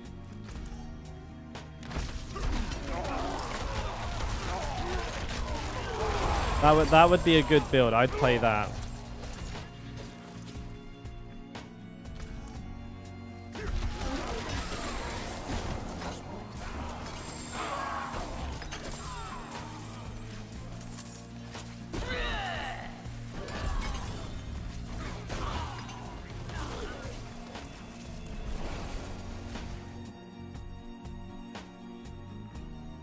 That's the cash money right there. Or channeling and artillery. Now that's some good shit. Can I TP, please?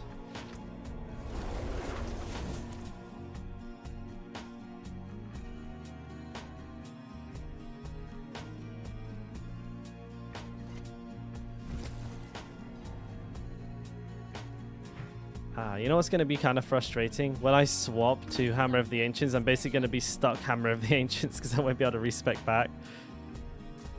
All things have value,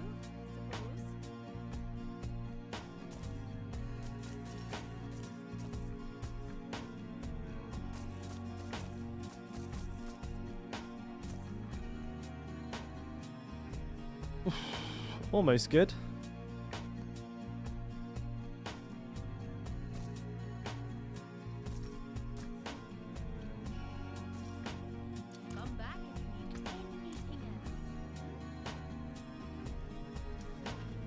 It's not just that, it's the aspects.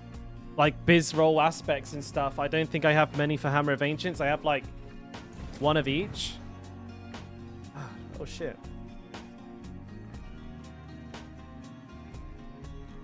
Finally choosing a platform. Yes, Nikki B. I'm doing it. I'm doing it. I picked Twitch. It's been going so well over there as well, mate. Like just super well. I'm going to be using Ancestral Force. I'm familiar with Ancestral Force, but I will test it first.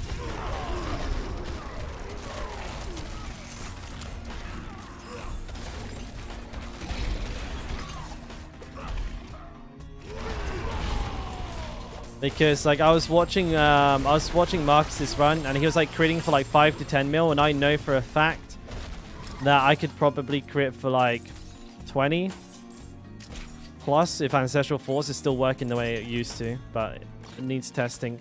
I'll be going into some nightmare dungeons or like just doing some dungeons to make sure it's all working properly.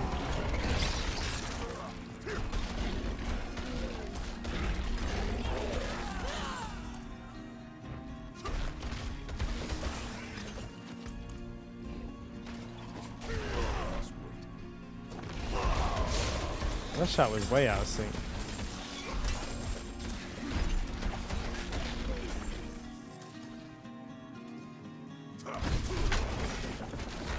Probably just due to not missing attacks as a big part of it, I think. Like Ancestral Force barbs, obviously a lot of the time they can whiff an attack or two and just set themselves back a while. It could also be a gear thing.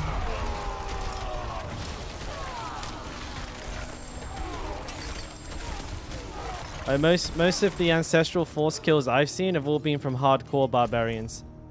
So like, we build more defensively. Like hardcore players always kill shit slower. But I could be wrong. Like maybe there's a bunch of people who've done it on softcore. I've just not seen the videos personally. I'll have to trust you on that one.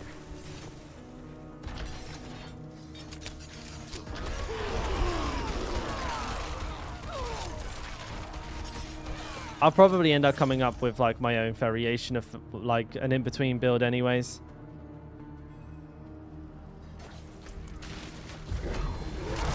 Well, I just mean like even with Lillith, even though we have the cheat death, like you'll see hardcore players will probably try and like become so tanky that we can actually survive her attacks. Where softcore players just see how fast they can kill her. Like it's like we got two different goals. We're trying to see how much punishment we can take, and softcore they look at how much punishment they can dole. Typically. No, I'm talking in generalisms here. Not always the case.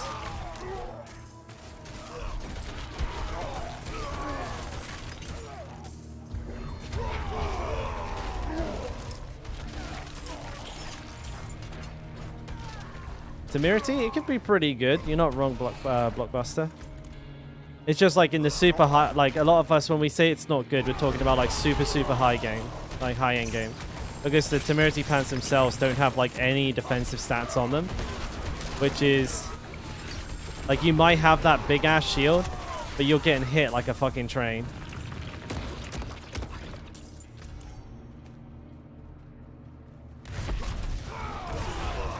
But I always recommend them for speed farming because you can just slap them on, get conceded on one of your weapons, and off you go. Big damage. Pretty decent tanky. Not crazy good, but pretty good. Especially if the enemies are like, you know, your level or lower. Because then you don't need like all the extra armor and stuff from regular pants.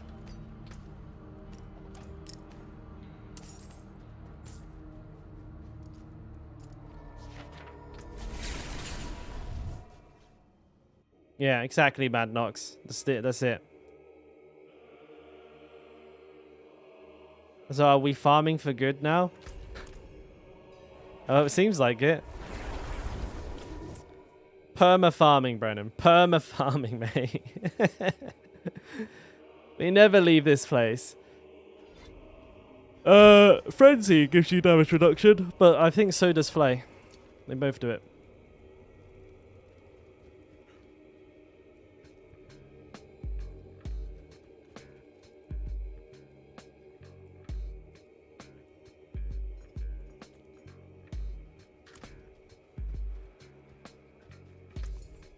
But like, we're just trying to save up gold, mate. We're just trying to get enough gold to roll my gear. But it's super expensive each time.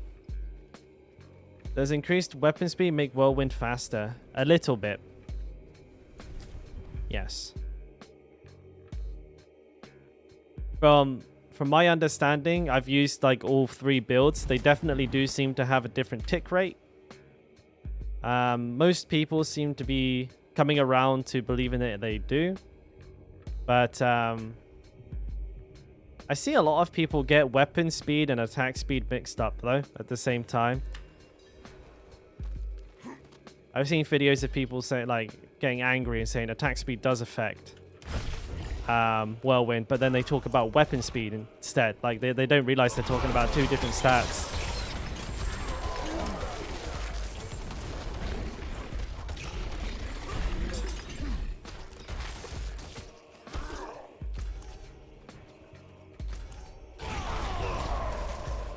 No, I'm not doing this.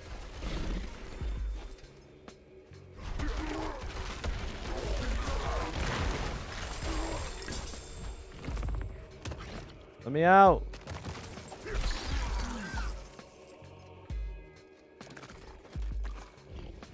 Yeah, no worries, Blockbuster. Always happy to help, mate.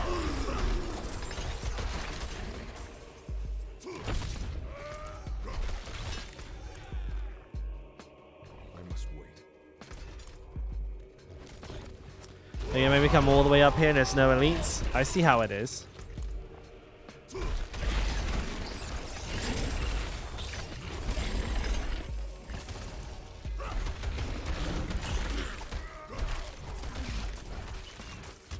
Oh, fuck. Is there any res here at all? None? What about all these bozos? Oh, I've just wasted my own time.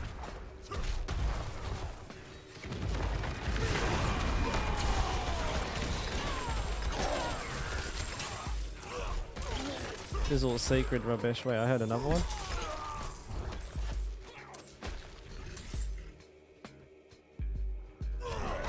This has not been my most efficient run. I've been running backwards and forwards like a crazy person. No, nothing.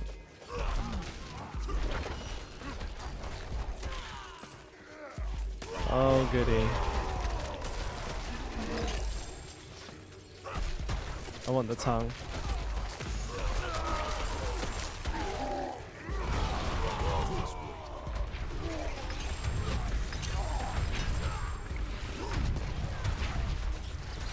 Okay.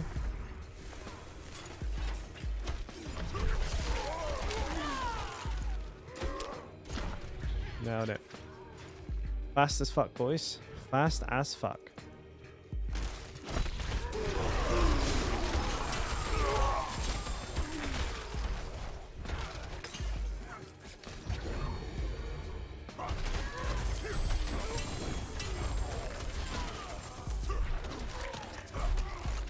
I shouldn't open greed chests or greed shrines, because if it's the fucking cursed one, and then I've got to do it because the enemies count towards a goddamn kill counter, it's just a waste of bloody time.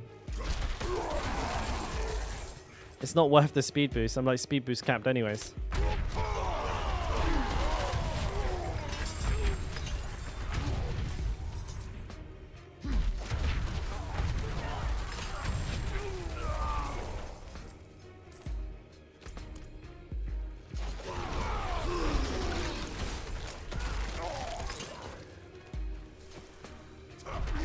Interesting decision, especially when many streamers are moving from Twitch to YouTube. Yeah, definitely. I would say, though, like, when it comes to just, like, how developed the platform is, nothing touches Twitch right now. You know, people may say that, like, they're moving to YouTube and moving to Kick, but you spend, like, 5 minutes on those platforms and you can see that unfortunately, they just don't have the user base on them. We spent... I mean, I've been streaming on YouTube for like, let's say, maybe just over a month now, solid, like every single day. We did about a week on Kick and we did like a week on Twitch. Twitch was by far the best experience, and ultimately that's what's most important for me. And like from the streamer POV, YouTube is like, it's like using a website from 2010. It's like the AOL of fucking streaming platforms. It's so bare bones, it's so basic, and it's clunky and laggy as fuck. And even with all of the, you know, like the people wanting to move away from Twitch, not many have. Not many have. And yeah, when it comes to like just people on the platforms, like you go into Kick for like Kick was very it was very obvious that like the viewer base was extremely static. Basically, people came to Kick, they watched like whatever streamer they came there to watch, and then they immediately go back to Twitch. Like there's no fluidity. There's like the viewers don't move around the platform. They don't have multiple Kick streamers they watch. They just have the one person they watch, and then they go back to Twitch. And the same can be said for YouTube as well. Like you don't see like very many people move through channels. They just kind of watch their YouTubers and then carry on, go back to Twitch kind of thing.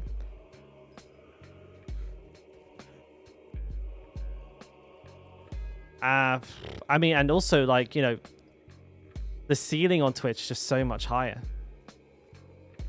So much higher. I mean, I'm basically, most of the time that I'm streaming, I'm probably like one of the highest viewer count English streamers for Diablo 4 on YouTube. The ceiling is very, very low. Like on Twitch, I wouldn't even be in the top 100. But you are right. It is an interesting decision. A lot of people probably think it's strange that I'm doing this, but ultimately I just want a better experience for my viewers and just an easier to use interface for myself.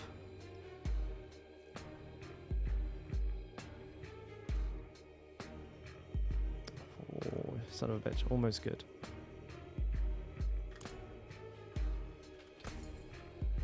You don't want that.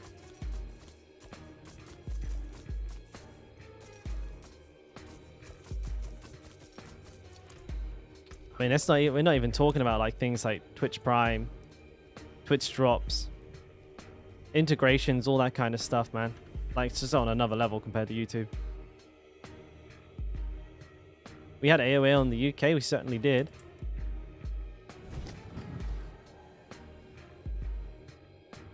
Not for long. Man, like maybe in my younger years I remember it, but it soon disappeared.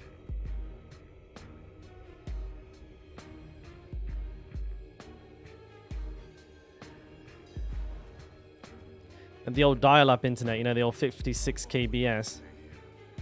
This place reeks. All those sounds it'd make when you're like logging on, like loved it.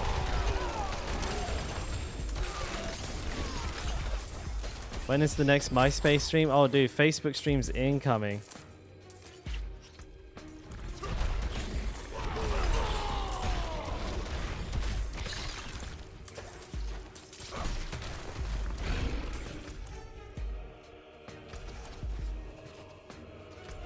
Can you actually stream on MySpace? Maybe we'll start doing TikTok streams. Instagram and TikTok streams. Hell yeah, dude.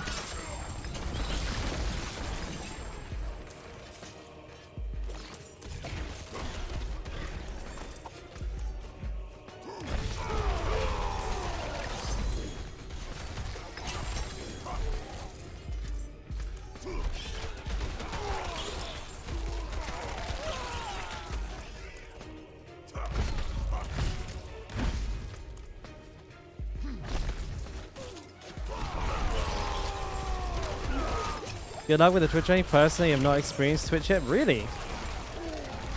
I mean, as far as like how matured a platform can be, Twitch is the king, right?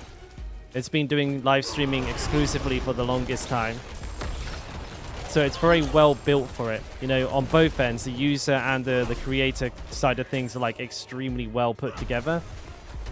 There's a lot more ways that I can interact with you, you can interact with me. There's more like reward structures as well. Like I've like more than like with YouTube, all you can do is subscribe to my channel, right?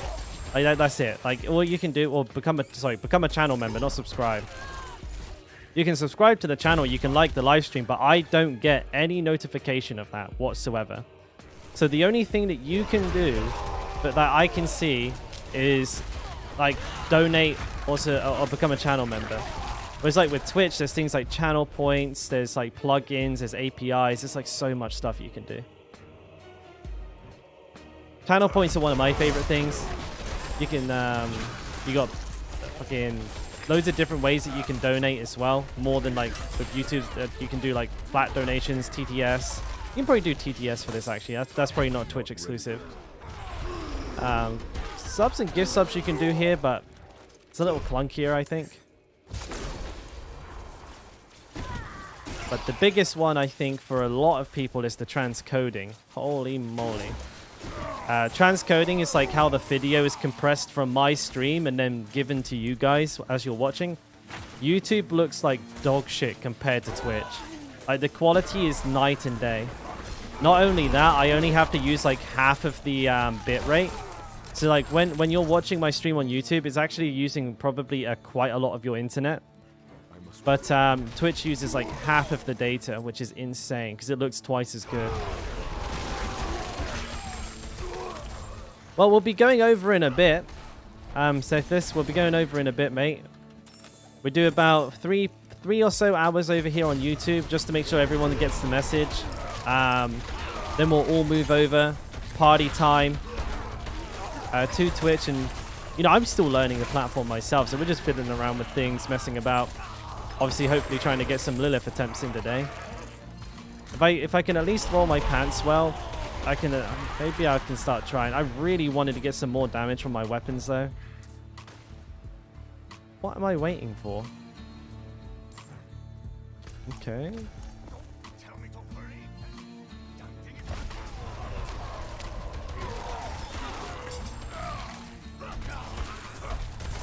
I don't know what the hell it's making me wait for there. Not ready yet.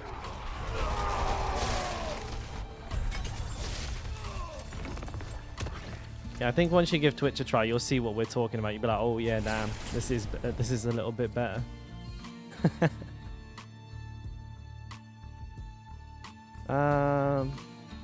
I just got a sacred rare with 3 rolls. Is that a bug? No, maybe. It depends. I think that can happen in like World Tier 3. I think that can happen in World Tier 3.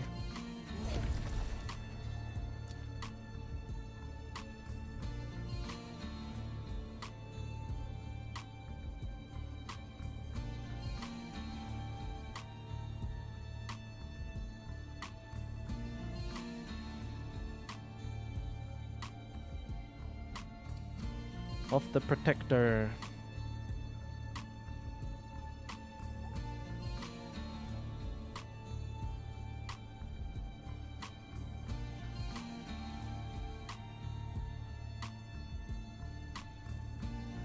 Never anything good, is it? Why can't I get a good Niklas? See anything you like? You don't want that.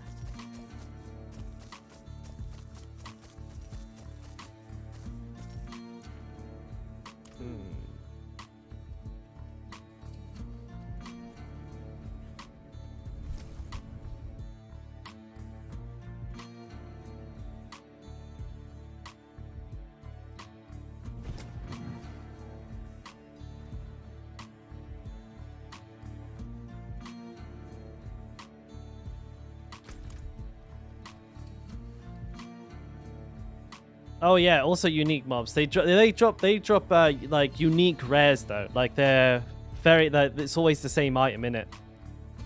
Always the exact same item.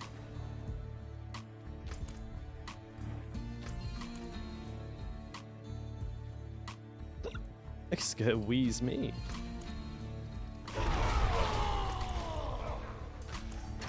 We got cash money. We'll take it.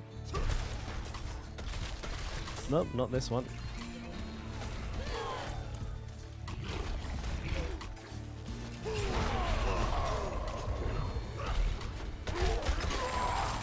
Make sure there's no rares down here. No gravy.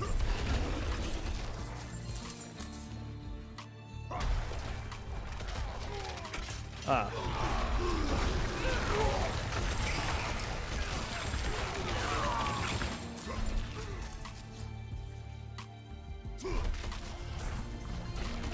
Since DevStream, they confirmed you need to have a live HE characters, keeping one alive, skipping it. Yeah, you do. Yep, so that's a real kick in the tits, isn't it? I'll probably be... Well, I mean, if this guy survives killing Lilith, or trying to kill Lilith, I'll probably just do it on this character, then leave it alone, and then mess around with some other classes until Season 1. But it's... yeah, that's really unfortunate. I was kind of pissed when I heard that news. Yeah, they confirmed it. They confirmed it. Yesterday.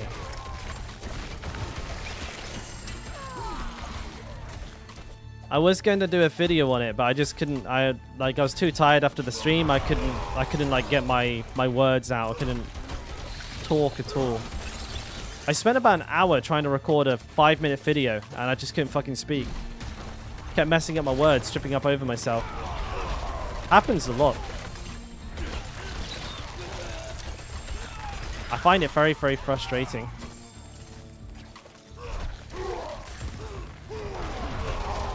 You put me on a live stream for 10 hours, I'm fine. You try and get me to record a 5-minute video, takes me like 3 to 4 hours. Like, to just do the recording. Forget the editing, forget the research, forget like the rough like scripting of the video or structuring or anything. Literally, they're sitting in front of the camera and just talking about it. Takes me maybe for every 5 minutes, like 2 hours, 3 hours per recording, because I can't speak. I don't know what it is.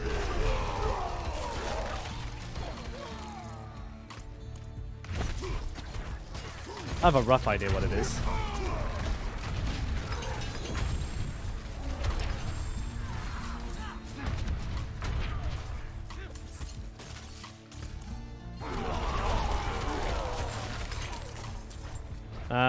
So now we have a tune that does nothing but carry over renown every season.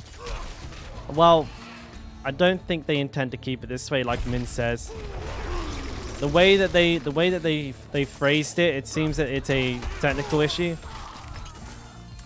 The excuse is that because of how fast they had to implement this new like carryover, they weren't able to like implement a very good system for it. And then they aim to have like something more automatic and something like better in the future. Whenever that future is, who knows? Could be season 2, could be season 3, could be season fucking 5 billion.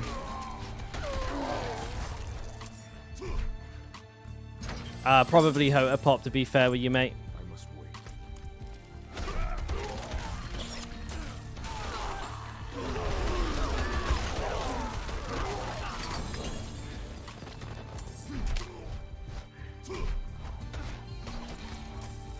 I must wait.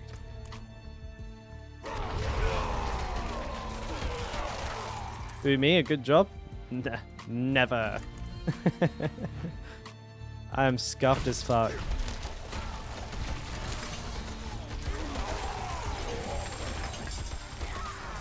That's a lot of money right there. We'll take that. Oh, full bags. Hang about. Wait, this is like all sacred. No, sorry, all ancestral. Ancestral.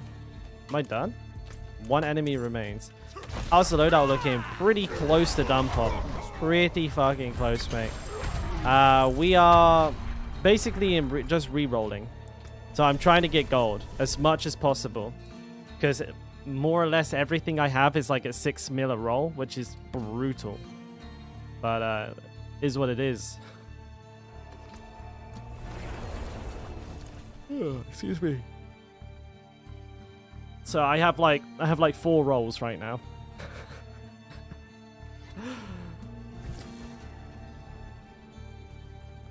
Yeah, I'm with you on that one, Burke. It's like the time that they take to do stuff is surprisingly slow for a company as well equipped as they seemingly are. 71. Needle flare. No, no, thank you. So good.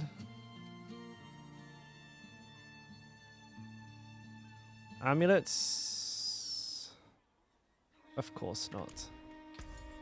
I don't think I've seen a good amulet since, like, my first barbarian. Like, I'm not even kidding. The amulets that all of my barbarians have been using, funny enough, has been the same one the whole time. Like, all my high-level ones. Fucking Banger Hotel. Just thinking of all those fucking statues again. Yeah, I can't wait. It's gonna be fun. All the 3 skill points and pressure points still beneficial to you after you get exploit on your Paragon board. Corey, if your enemies are staying alive for more than 3 seconds, then yes.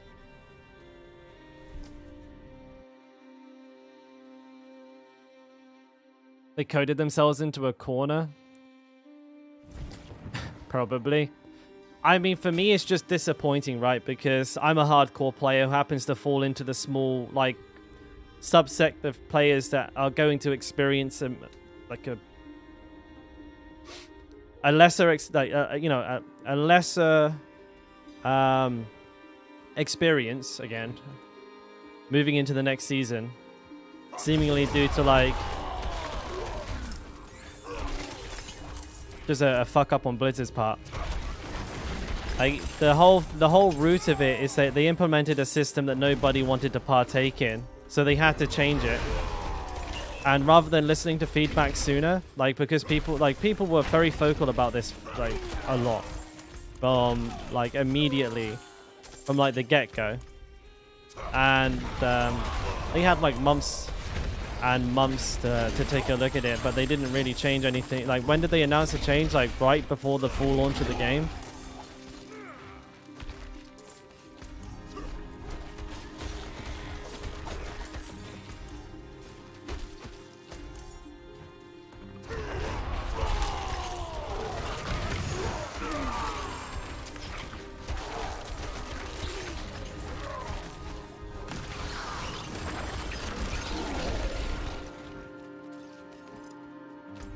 And again, it seems like just a common sense miss for me. Like, of course players weren't going to like that.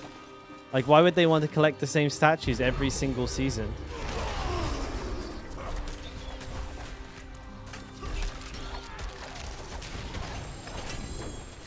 It's like the same reason why we don't like fucking having half of our bank and half of our stash populated with gems.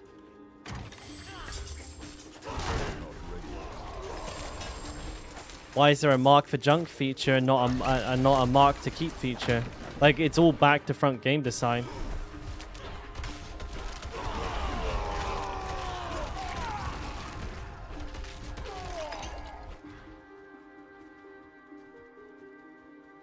You're level 94. I mean, to be fair, it's not exactly like a short leveling experience. If you haven't got like 10 hours to play every single day, I think it's pretty difficult to get to level 100 for some people. Like, you have a job, you have responsibilities. Level 100's a fucking fairy tale. It's a mythical beast.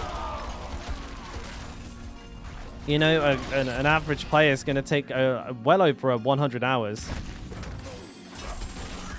Like 120, something like that.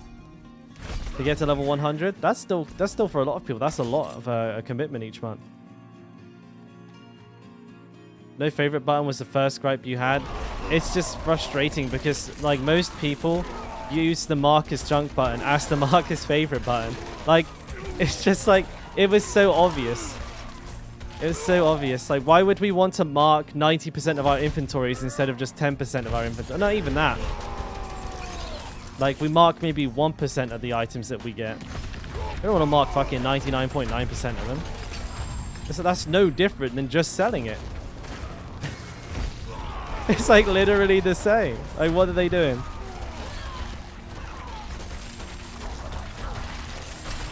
But I'm sure if we sat here and thought about it, there's plenty of things that just, they sort of go against the common sense grain of like game design. Like mundane, repeatable tasks. Like collecting statues of Lillith every single season. Not fun. Having, especially while you're leveling, having like 1/3 of your inventory just gems. Also not fun. 4 bank tabs in a game that has 5 classes. That immediately doesn't make sense. Like, why wouldn't you at least have 1 tab for each class for people, you know, who play every class? I mean, that in itself is crazy. Item caps, like material caps for items that people capped before they even like hit level 75. Like, what were they thinking? My bags are full. People were like legit hitting like fucking what's it, hide caps like before they even got anywhere near level 100. Which is hilarious.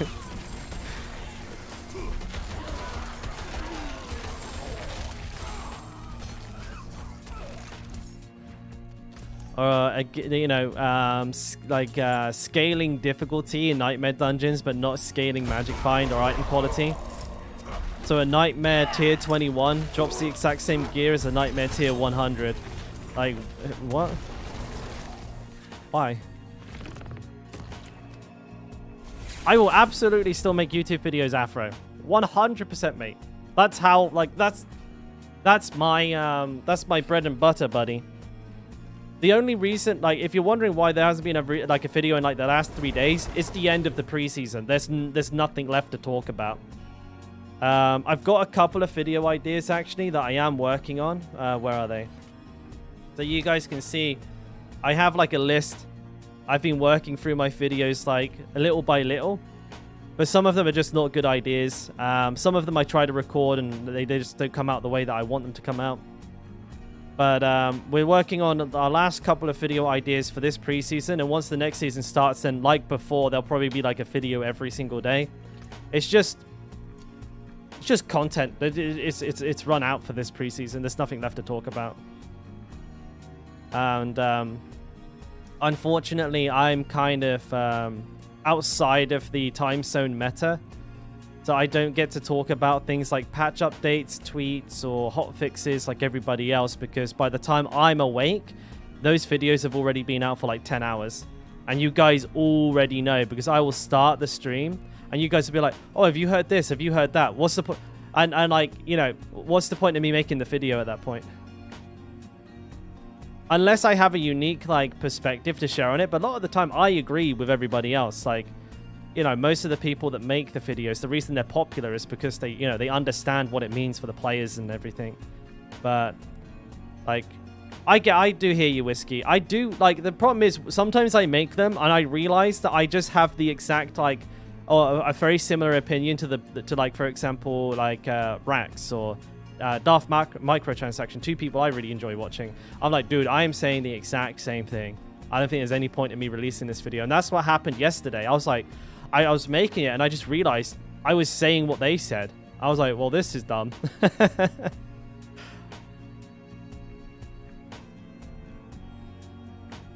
Because, yeah, I'll try better, guys. Sometimes it's hard.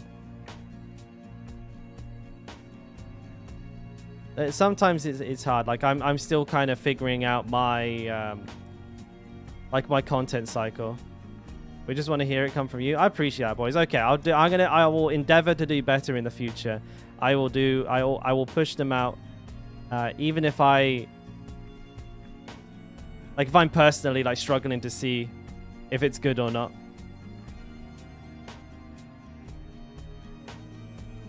I think it's one of those things where like I'm trying to like seek perfection in my own video, make sure it's like unique, make sure it's valuable, and then it's hard for me to see that in it because I made it. I don't think I want this one. I'm thinking about it.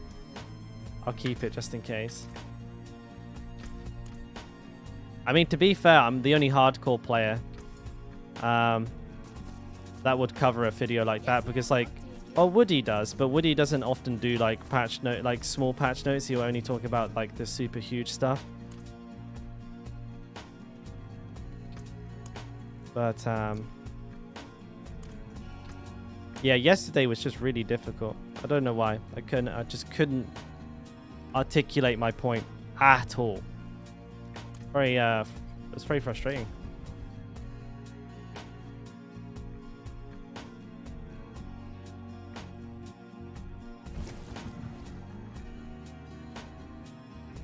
Hardcore needs to go burr.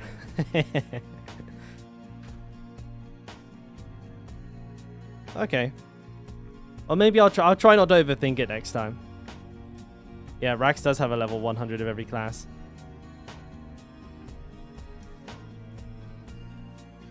You know what though? I mean, didn't he do most of that group farming?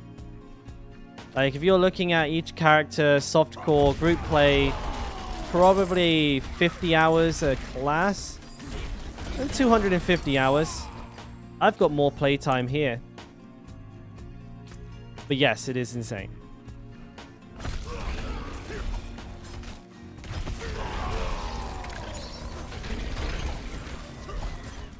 I think you'll find like Woody as well. Woody's probably played. He did it without getting power leveled. I don't think he was solo though, was he?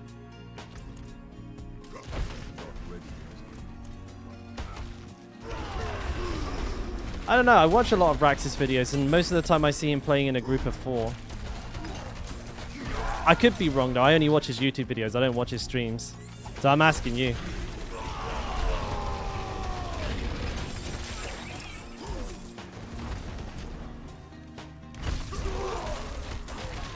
But yeah, I mean, he's going to have like a very good perspective on the game, generally speaking now, because he's played every single class, right?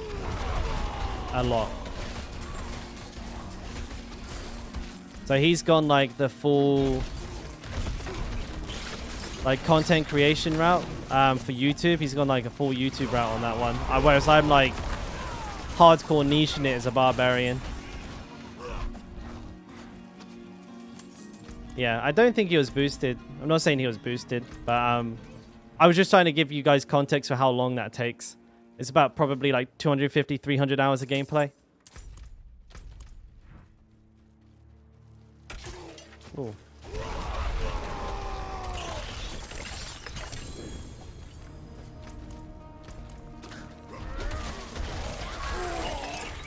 Ooh, more legendaries. What time is it?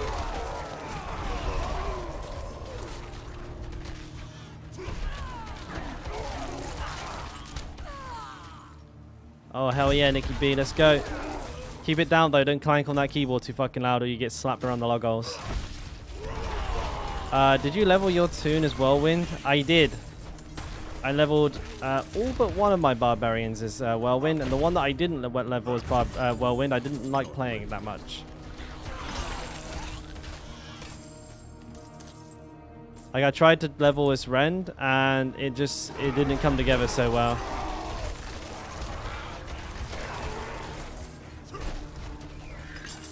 Now, typically when I'm leveling my first barbarian, I play all over the place. Like, it really just depends on the gear that I get on my very, very first barbarian, you know, before I have a Codex of Power. But that's only like literally, that's like levels like 1 to like 40. And I just kind of flex it all over the place, and maybe a bit of upheaval, bit of Rend, bit of you know, whatever, right? And then once I hit like the Codex of Power, like around like level 45, like 48, I'll switch hard into Whirlwind. Because at that point I'll have Umbral, Echoing Fury, I'll have Dire Whirlwind. Yeah, all of the shit that I need. I even had the sick Rupture weapon, yeah, and it didn't really compete. Like, for context, like let me show you. For context, Whirlwind Barbarian, 40 hours, level 72. Rend, 72, 54 hours. 25% slower. Big difference. Is that the Butcher?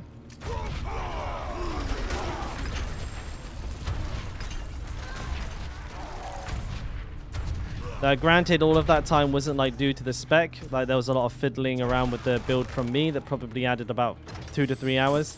But you're definitely looking at it being like, I would say somewhere in the region of like 15 to 20% slower to level as than Whirlwind.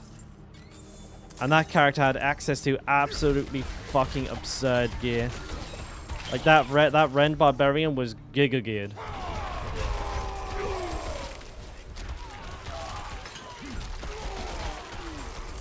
Weird seeing my own character name in the clan chat.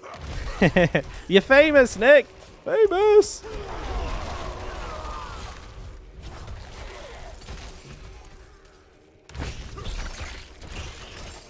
Anything good? No.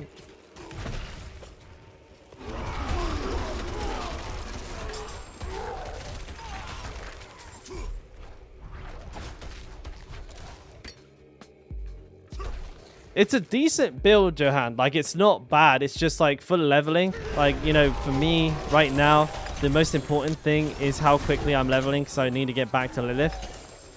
I would love to have, like, spent more time experimenting, but the character died, so... Like, I wasn't about to go through all of it again. But it absolutely felt like... It felt really, really good for quite a long time. But around like level 70, it did start to feel like not having direct damage was really starting to become a bit of a pain in the ass. Because I would bleed enemies, like they would be full dead. Like in 2 rounds, I'd go like chomp chomp, they'd be dead, right? But then I would have to wait for fucking ages for them to die. And that was really annoying.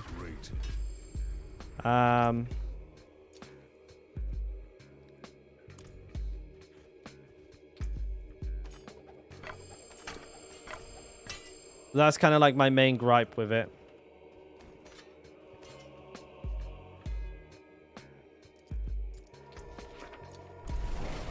Does crit matter? Wait, the answer... Wait, oh, sorry. The answer is that I got to speed it up with Whirlwind. I have aspects. Just so you know, legendaries with plus Whirlwind. I had to make it more OP. Does crit matter? Crit does matter. You want to try and get like as high as possible. To a certain point, like I'd say around like 85%, 80%, 85%, maybe you can dial it back a bit. It's not going to be as important, but crit through Wrath is like one of your main sources of Fury. So the higher your crit is, right, the less likely you are to run out of Fury, which is obviously massive, right?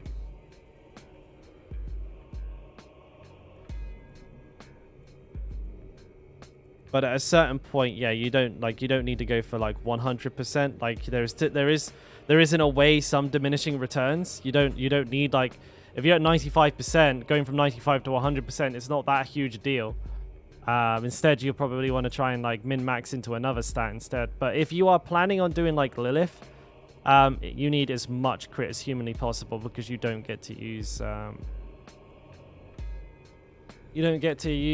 Dire Whirlwind. Yeah, I think it's pretty random to get one. Like the Tree of Whispers seems to have a pretty low drop rate for legendaries. I don't think it drops uniques or anything like that though. I've never seen one anyways. Pretty sure it doesn't.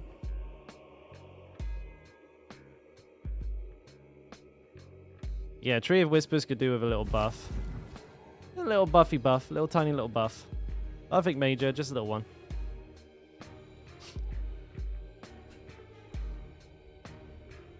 Do I keep on twisting to the mace or the axe? The axe. And then you use the bone, and then you use... No, sorry. You use the mace, like I am here, right? So Dire Whirlwind is using the mace. And then I use axe technique. You almost always use the axe technique. In the late game, you always use the axe technique. There's only really any fuckery with early game barbarians. Like you maybe use the sword, maybe use the mace, maybe you mix it up a little bit. But like in the end game, you basically always use the axe technique.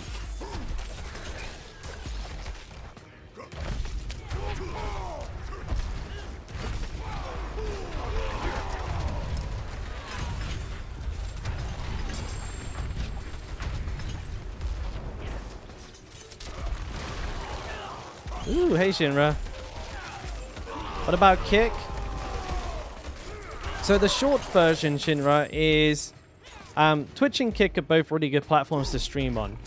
Twitch is more mature. It's better in a technical sense. After spending some time on Kick, it was kind of apparent that Kick doesn't have a very fluid viewer base. Basically, everybody who just watches one streamer there and then leaves. And a lot of the streamers, like especially in the Diablo category, were not that exciting to watch. So I didn't really feel like it was going to be a great place to try and migrate for those reasons. Whereas like Twitch has all of the benefits and more of being a great streaming platform. Like there's the best streamers, there's the best features, and we are like doing extremely well. Our last Twitch stream, like our Twitch streams have just been getting better and better, and our last one was insane.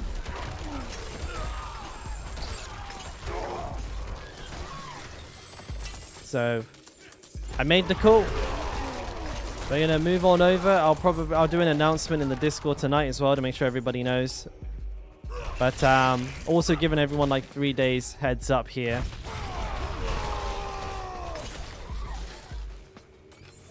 Hopefully you'll be coming over with us, Shinra. Please. Pretty please. I mean, there was a lot of thought that went into it.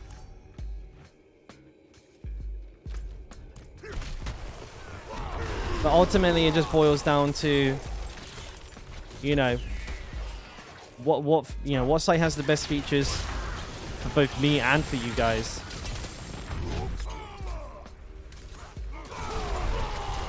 Technology, like the best, I guess, like you could just say like the better the streaming technology. Where am I likely to be able to grow the best is important for me personally. I'll be in for the community in general, right? You know, more people to hang out with and shit like that. I think, or like YouTube, like the biggest streamers on YouTube are like, they'd be like ranked 100 in Twitch.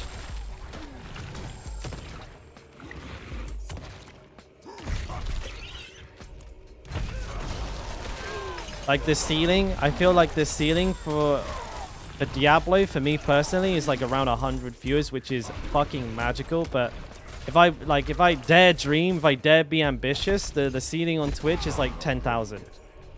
It's like infinitely bigger. I don't ever expect to get 10,000. Fuck me, I didn't ever expect to have 100. But while the going's good, we best get going, right?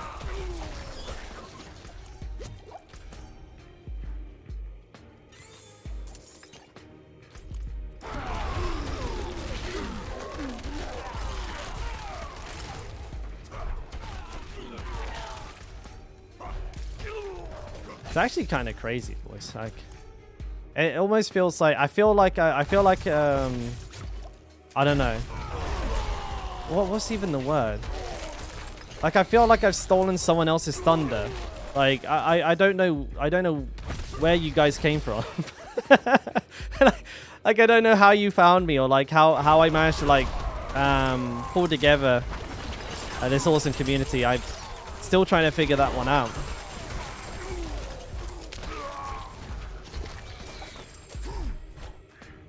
But yeah, I'm ecstatic I have somehow, and hopefully we can continue to do so.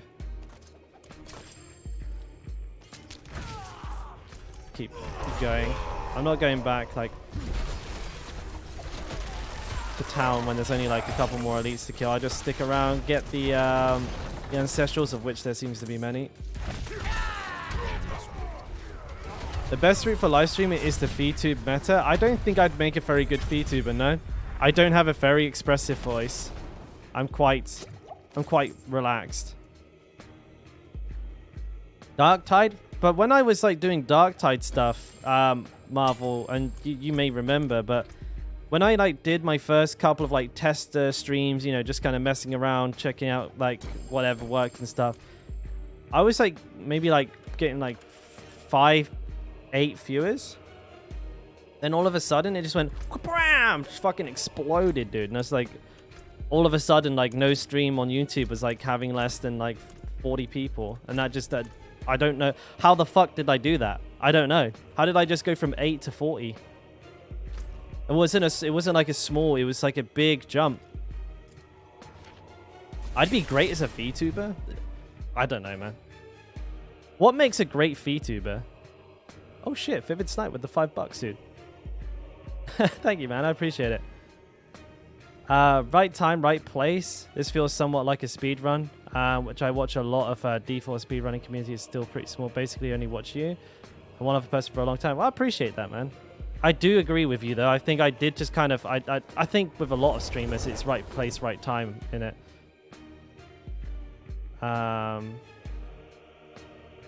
Your guides... Yeah, well, I mean, I will continue to do guides, but like from now on, I will big anime boobs. That's what makes a great feed. Well, yeah, I don't have those, so I'm still confused. But oh, thank you for Vivid Snipe, by the way. Yeah, thank you, man. Out of nowhere with that one, so I really appreciate it. I will continue to make guides just from now on. Obviously, I'll be recommending my Twitch channel as opposed to here. I will, mate. Don't you worry, I will. More to come soon. I can't wait for this, like, this kind of... What's the word you want to use it for? This kind of rut that we're in at the end of the season. This is like the grind here, really. But new season starting soon. I can't wait to get into those video guides. I'll be blasting those motherfuckers out on the daily you watch. I love the beginning of a new season because I'm like a kid in a candy store of all the things I want to talk about. I just end up making like 3 or 4 YouTube videos a day. Can't help myself. I'm just there like, gotta go. But right now it's not working. You don't want that. The season kind of finished. Though I do have a couple. Like I was just saying, I do have a couple of videos in the back burner that I will try and get out over the next couple of days. Anything else? You reckon a female barb? Don't you think my voice will kind of like... How many scrolls do I have? Maybe like 80 or 90. Don't you think my voice will clash with like a big titty VTuber girl? Will I still be uploading here? Yes, Tim McGee. Absolutely. So, I can get into details if you want, but like the long and short version is the reason I want to switch to Twitch for streaming is it's a better service, both for me and for you guys. Like the actual streaming itself, the product like that I use to stream to you is fantastic. Forget like Twitch drama, forget the monetization of the platform. Generally speaking, everything there is actually better than it is on YouTube by a country mile. Yes, I'm not blind to the revenue split. No, I don't like. I'm not ignoring the fact that some of you guys will get some like disgusting ads from time to time coming into the channel. If I can manage any of that, I will. But like YouTube also shows ads. The transcoding is dog shit. There's not a single feature. There's no features on YouTube whatsoever. I can't do anything. Like I can't run polls. I can't roll like predictions. I can't award members of the community any recognition whatsoever. I can't give anyone VIP. I can't give anyone OG. I can't give anyone I can't do shit. I'll just sum it up. I can't do shit on YouTube. I can't even ban people quickly. If someone's... Okay, fuck it, I'm not going to be here for that much longer. If someone starts blasting off in chat saying some like really obscene shit, it takes me like 10, 20 seconds to ban them. Because YouTube is slow as fuck. You can only like time out people for 6 minutes. Like that's like the only option for some reason. You can't do like ban appeals. You can't do anything there. I can't put, like on Twitch, you have like those banners underneath the chat as well, like underneath the channel, like Discord, YouTube, Twitter, whatever, right? You can't do anything like that. Like you just have the YouTube video description thing, which is clunky. Right? It's very clunky. Oh, Nightbot fucking barely works. Let's not forget about that. Nightbot on YouTube is drunk as shit. Because I think the API is like really laggy. But like you guys, like everybody who comes to the stream's fantastic. Best boys ever. But the platform itself, I feel like, lets the streams down. We could do better. We deserve better. He's trying. Well, the thing is, Nightbot on Twitch works like infinitely better. It's like just a YouTube one. It's like the alcoholic brother. It's slow. It doesn't understand what's going on. You know, sometimes it forgets its job, and then all of a sudden it'll come through and like do about a million things at once. The stream itself as well. Like there's a pretty lengthy delay between when I read your message and when you hear me respond as well. Twitch has like near instantaneous like response. There's like no latency whatsoever, which is it's really eerie. Like it takes a little while for me to get used to. Like I can have like damn near real-time conversations with everybody instead of like right now. The way that you know how you guys type and like it takes me like 20 seconds to respond. It's the same for me. I'll like respond to you, and then I sit here for 20 seconds waiting for the response. So it's like it's clunky, right? Oh my god! Look at all these yellows. Tasty, tasty, tasty. Content you could do that I'd like is some more guide for noobs like me, talk mechanics and synergies. I'd appreciate that. Other YouTubers talk about tips and tricks. Your take on it from a bar perspective. I'm definitely actually putting together... I'm putting a video together like that right now called like things you didn't know you could do. So I'll be doing that in the future.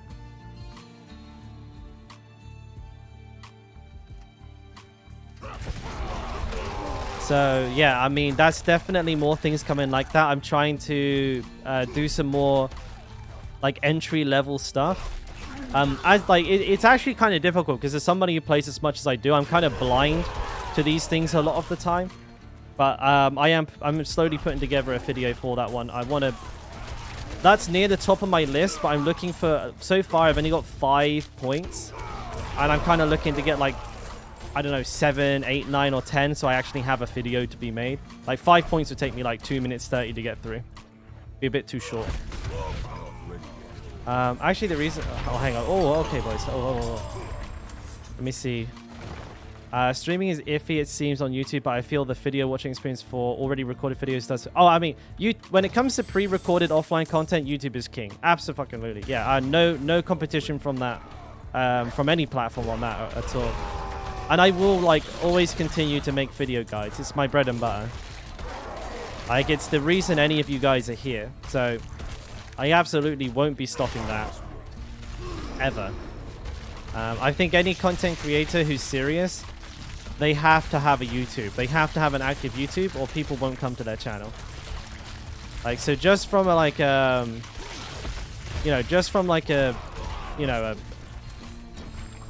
pure like content creation focus point of view, I absolutely must keep doing that, so I won't stop, don't worry. But that is, again, that's how I started. That's kind of what I do, you know. I didn't live stream for the longest time. I made Dark Tide guides and Dark Tide videos and stuff like that for like 6 months. That's how I started.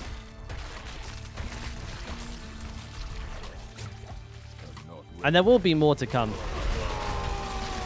Like I said, the only reason it's gone slow right now is like, you know, I made like 30 videos in the last month. I did 1 a day. Oh, excuse me. Woo! You know, I did butcher drop calls. I did a video a day for an entire month, and now there's just, you know, there's nothing left for me to really cover, except from like small auxiliary things that I'm trying to like put enough together to make a video for. Can't lift more. Oh damn. Gotta drop some more.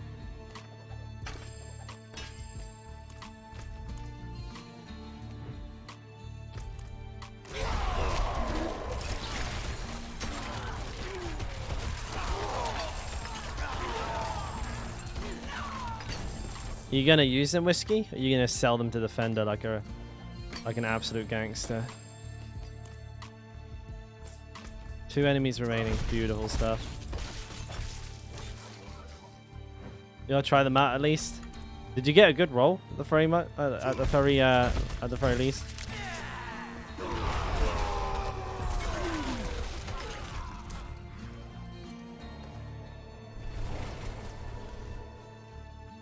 But yeah, video guides will continue.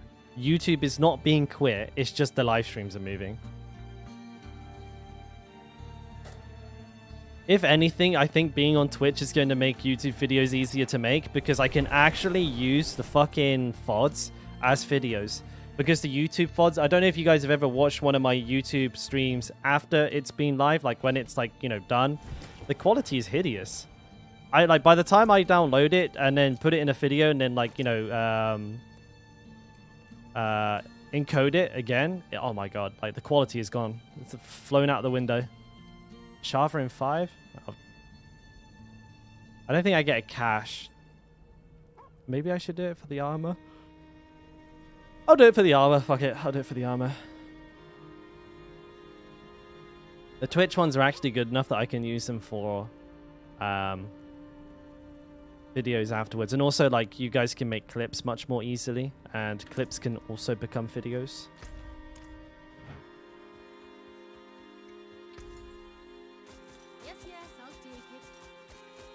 Like clips on here, I don't even know where they're saved. Like if you like someone makes a clip but they like lose the link to the clip, I think the clip's gone forever. I have no idea where it's saved. I don't have access to it. Or anything like that. It's weird. It's like super weird. I have no idea where it goes. It just vanishes into fucking outer space.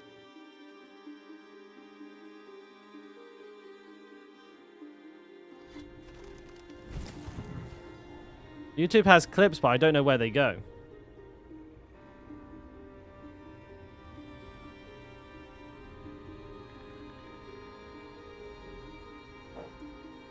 I know it does, but they're like, again, it's just not, it's not as robust a system. I don't know where they get saved. I don't know how you guys view them without the link or anything like that. Like with YouTube, this is literally a clips tab. You just click on it, you can see all the clips everybody's made. You can see how many views they got and everything. I don't think that exists on BoobTube. I need time to do that. The only thing I like about YouTube is the easy playback. True. That is actually a good feature. But you know what, Min? It's a double-edged sword. Because some people are watching this stream like 5 minutes like out of sync and they don't realize. You've seen that happen, right? Where people are like talking to me and like, but they're like 5 minutes behind.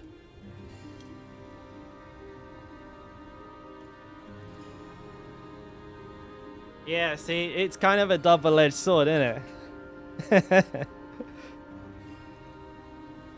Oh, who's Mr. Joints?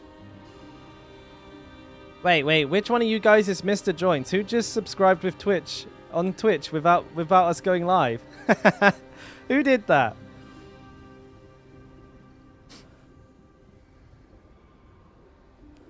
I just got the notification. Yeah, Nick. What was that about again? I can't remember, but we're going at it, man. I was getting really angry. I was like, I'm sorry, but you're wrong. You're Mr. Joints, Tim? Oh, thank you, dude. We're actually going live in a little while. I'll play the noise and everything. About one of your shouts. Fucking what was it again? Oh, yeah. It was about it was talking about tactical rallying shout, and I said I don't need it. I said I have tactical rallying, and he kept thinking I was talking about this one when I was talking about this one. It was so fucking It was infuriating, man. So I was like, no, I am talking about this one. And then I was getting well pissy. Because it was just like, I was like, how can you not see this? But it's because he was 5 minutes behind me. Holy shit, look at all these people. What does this guy say? And that guy's talking in Chinese, I believe? Or is that Japanese? His name is he's Hai Hao.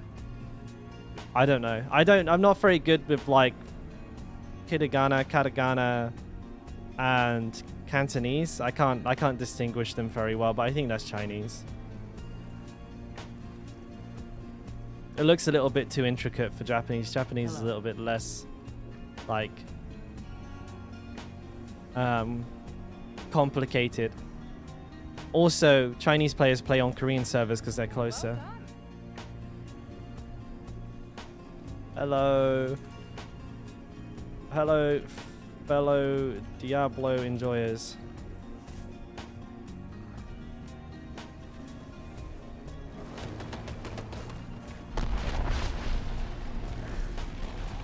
They're probably like, why is there a guy with an English name here? Yuck. I'm like the only person with an English written name here. And now I don't know who's doing that to the boss. But it's dead. Okay.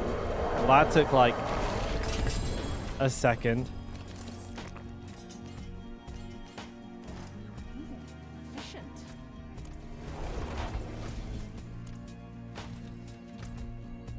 Actually, if I go back to town, I can use my port. Oh, actually, no, never mind.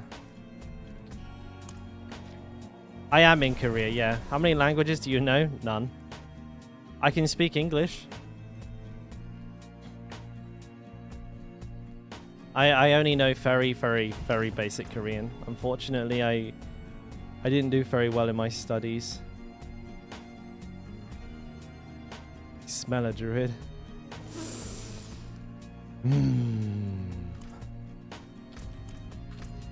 I would love to know what a druid smells like. I'm sure it's absolutely divine. Yes, I'll take it. I thought you said 5 minutes. I got there and it spawned instantly. Much confused.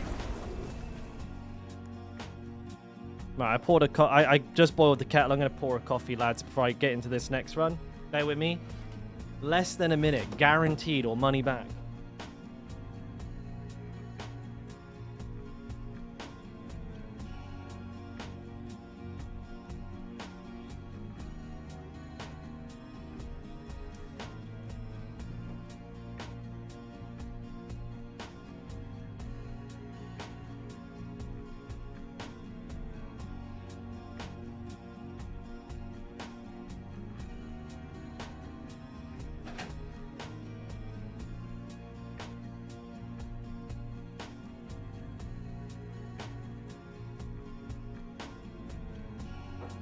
Told ya.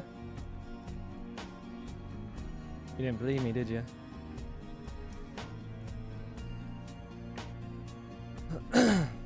Girlfriend? Wait, how do you shop and daily things without knowing the language? I know enough to do that. Like I said, it's basic. I can ask for things. You know, I can introduce myself. I can say, what's that? What's this? Can I have one of these? How much? I understand the number system.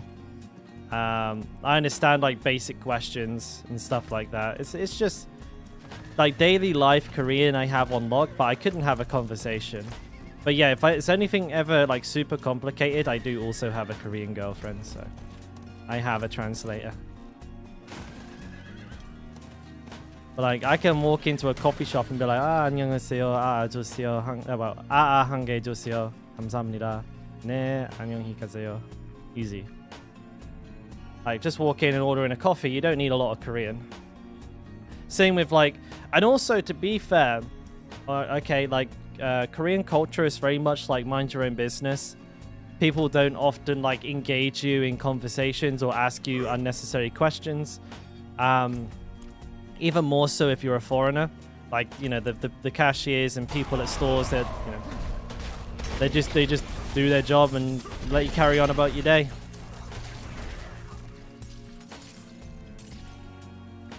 Blows your mind thinking about it, like, feels different. It's really interesting. I love it.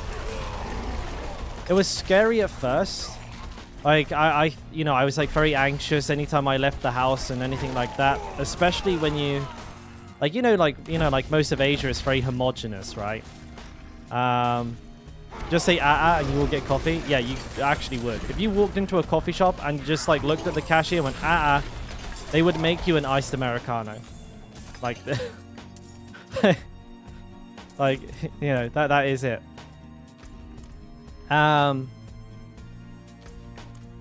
But yeah, like most Asian countries are very homogenous. And so, you know, you stick out like a sore thumb. And that can kind of be, you know, that can kind of be a little intimidating at first. But honestly, like, for me, within like a couple of months, I kind of just forget I'm in a foreign country. Like, I'm not, like, I shit you not. I basically 9 out of 10, like 9 out of, maybe more, like, but most of the time, let's just put it that way then. Most of the time, I forget I'm in a foreign country because I'm pretty introverted. Like, I'm outgoing on stream, I'm outgoing when I need to be, but you give me half a chance to sit in the house and like not ever leave, I'll do it. And I tend to keep my like interactions with strangers outside of the house to a minimum. Like, I won't really engage people in conversation on the street or like with the cashiers and stuff. I'm polite, don't get me wrong, I'm not an asshole. But I won't sit there and talk to them either. So it kind of suits me really well not being able to like have a super long conversation. I can just say like, can I have one of these please? Thank you, have a nice day. And then I'm gone. That's it, that's all I need. I can say that, I can do that. So I don't even notice I'm abroad. You know, sure, everybody here is Asian. Like, sometimes I remember. But, like, you know, I don't look at Asian people and see Asian people. Like, as cliche as that sounds, like, it doesn't register. I just don't pay attention to it.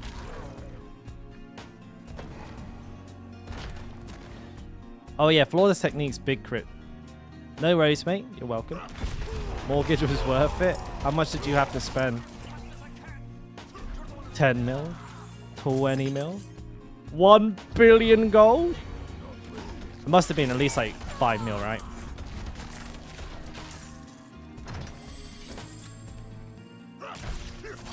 Yeah, I think living in a different country is something I couldn't recommend enough.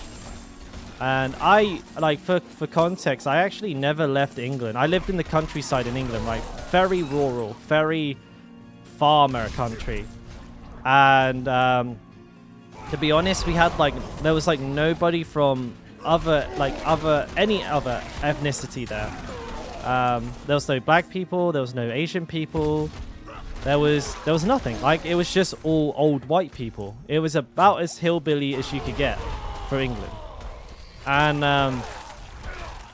I'd grown up like in that place until I was like 26, 27, having never, ever, ever left the country. I barely even left the county, which is like the part of England I lived in.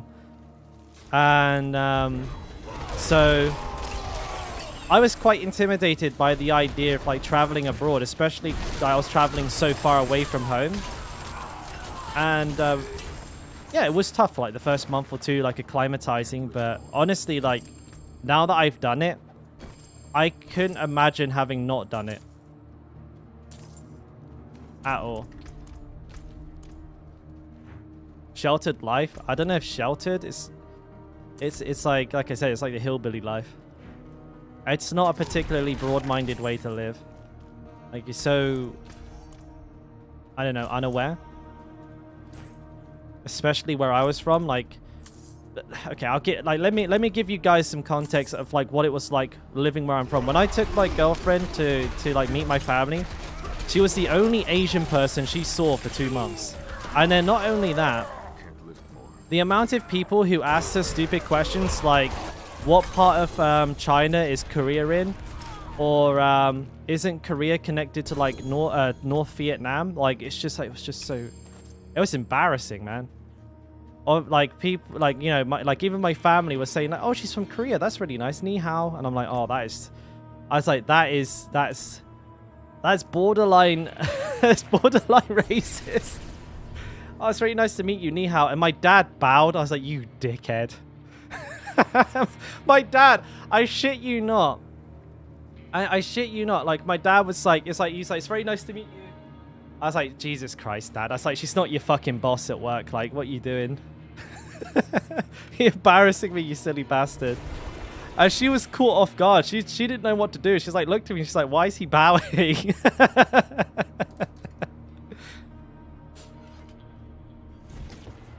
So I don't know. Like I know a lot of it's harmless, but it's like yeah, it's very surprising. Like I'm glad I got out, because like if I'd stayed there for too long, I could have ended up like completely oblivious to the rest of the world. And now that I live in Seoul, I live in like one of the biggest cities in the world. Like it's like a completely different type of world. I love it though. I absolutely love Seoul. Since I started traveling, I did travel a lot over the past 4 years.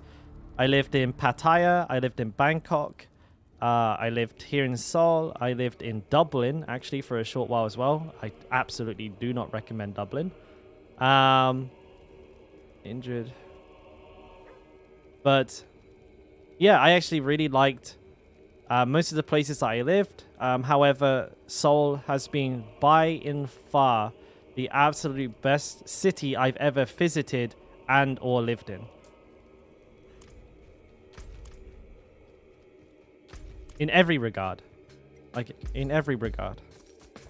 Whatever metric you measure your living standard by, it's better in Seoul, I promise. So good.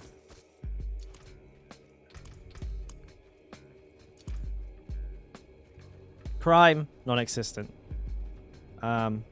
Rent prices, really competitive. Food prices, bit shit depends what food you like to eat. If you like a lot of fresh fruit and veg and cooking at home, maybe not so good. Facilities, unrivaled. Unfucking rivaled.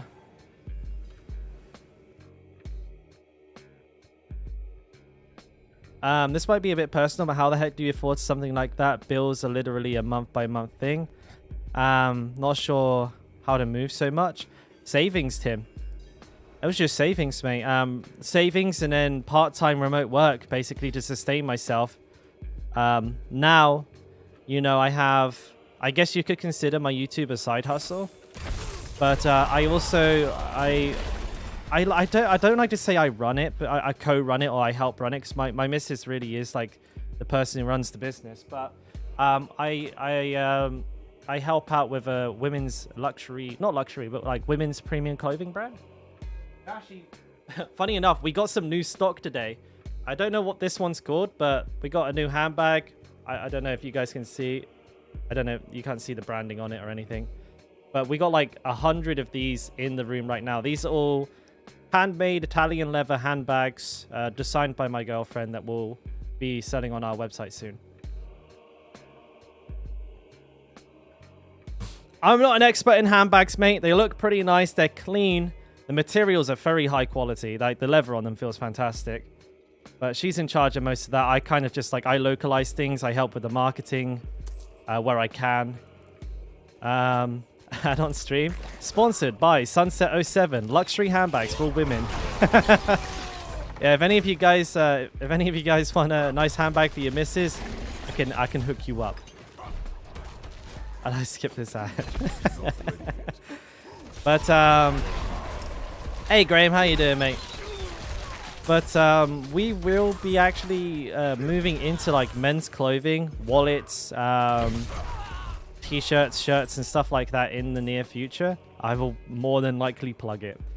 You guys can have an official Dalkora design shirt or a wallet.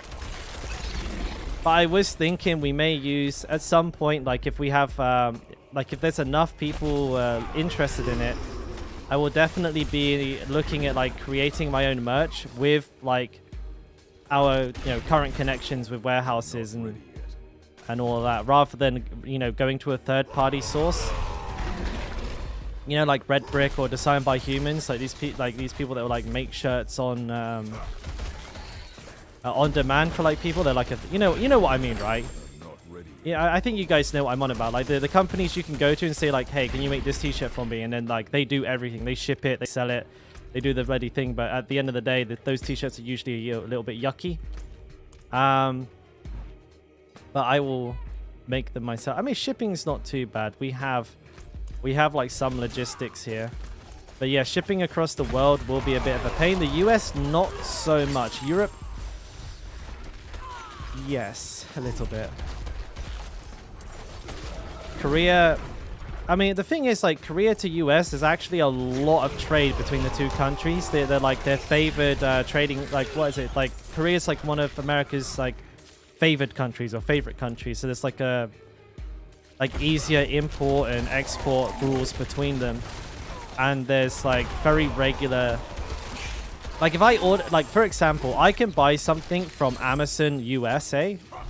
I don't know why I said it like that. I can order something from Amazon US and it'll be here within, like, 4 days. So, to give you an idea.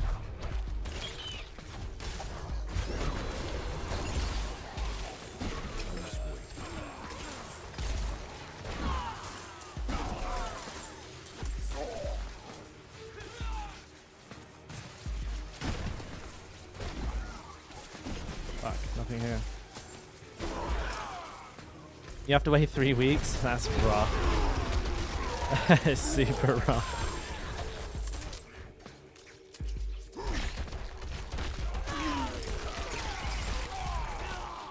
They're just like shipped stuff like so regularly to Korea. It's like super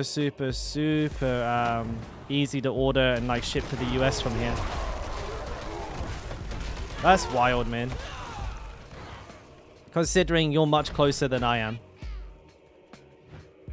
But yeah, I mean, most of the time, like when I used to go to the gym and do boxing and everything, a lot of the time I had to buy that stuff from America. I don't know for what reason, but like when you want to buy like protein powder or creatine in Korea, it just doesn't exist. Like they just I don't know. Maybe it's not popular here. I have no idea. But trying to find creatine in Asia is like trying to find a unicorn. It's super fucking hard, or at least it was when I was last trying. I can't speak for now. It's been like over a year since I last had a look, so maybe it's changed. Things move fast here. What else do I need? Just gold. I'm just trying to farm as much gold as possible so I can re-roll my pants and my weapons to be a little bit better, and then I'm ready to go.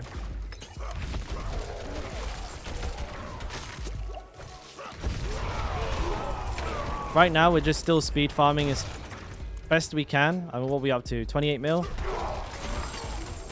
Make your own supplement line.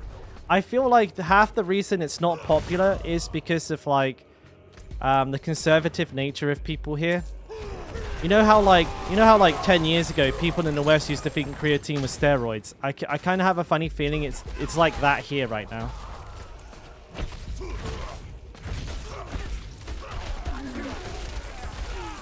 You know, if you say that you're taking protein powder, like old Korean people are like, oh, protein powder, oh. They think you're taking steroids. So, it's like, it's not popular here at the moment.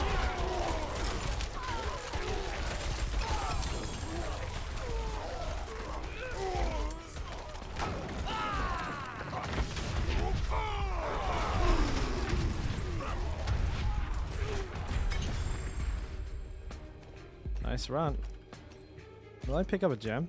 Yucky.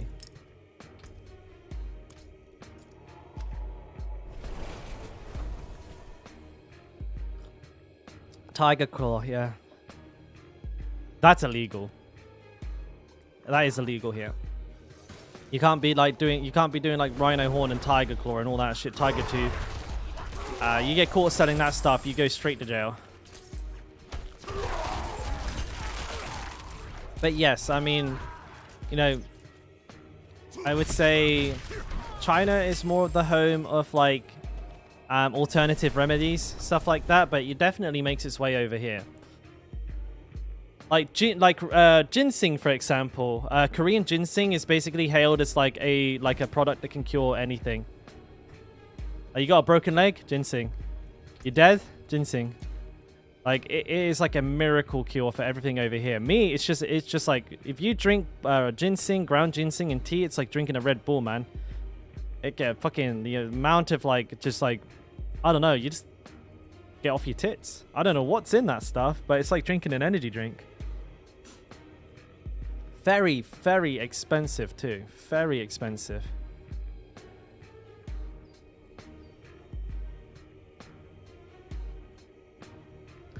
Man, that was almost good. Oh, really? As a doctor, man, that must make you want to like rip your ears off. But yeah, I had a patient the other day with a brain tumor, so I just I burnt some tobacco leaves in front of them and sang a song, and yeah, they're healed, they're good, they're fine. And like you know that person's gonna be just dead in a week.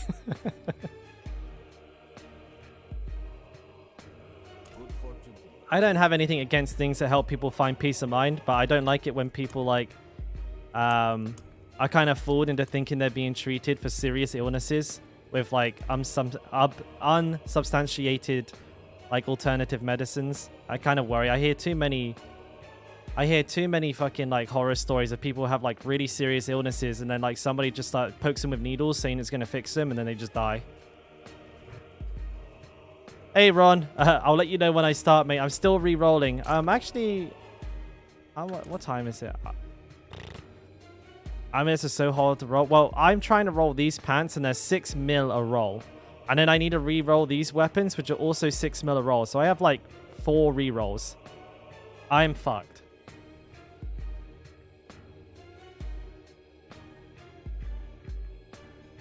It's hard to say. I'm sure some of these things work. I mean, the placebo effect is a very powerful thing all by itself. Forget like about the like scientific like stuff behind it. Like as a psychological thing, sometimes people like, you know, feeling like they're getting better actually makes them get better, right? Like the placebo is scientifically proven to work. But I don't know, man. Like I'm pretty sure like I've seen enough horror stories of that kind of stuff like not going well for people that it makes me a little bit worried. Like I'd rather like people had more than one. Like if you're gonna see a doctor that like recommends that kind of stuff, also see like a traditional doctor maybe. Get a second opinion always. Especially if it's like if your life is on the line. Fucking second opinions, man.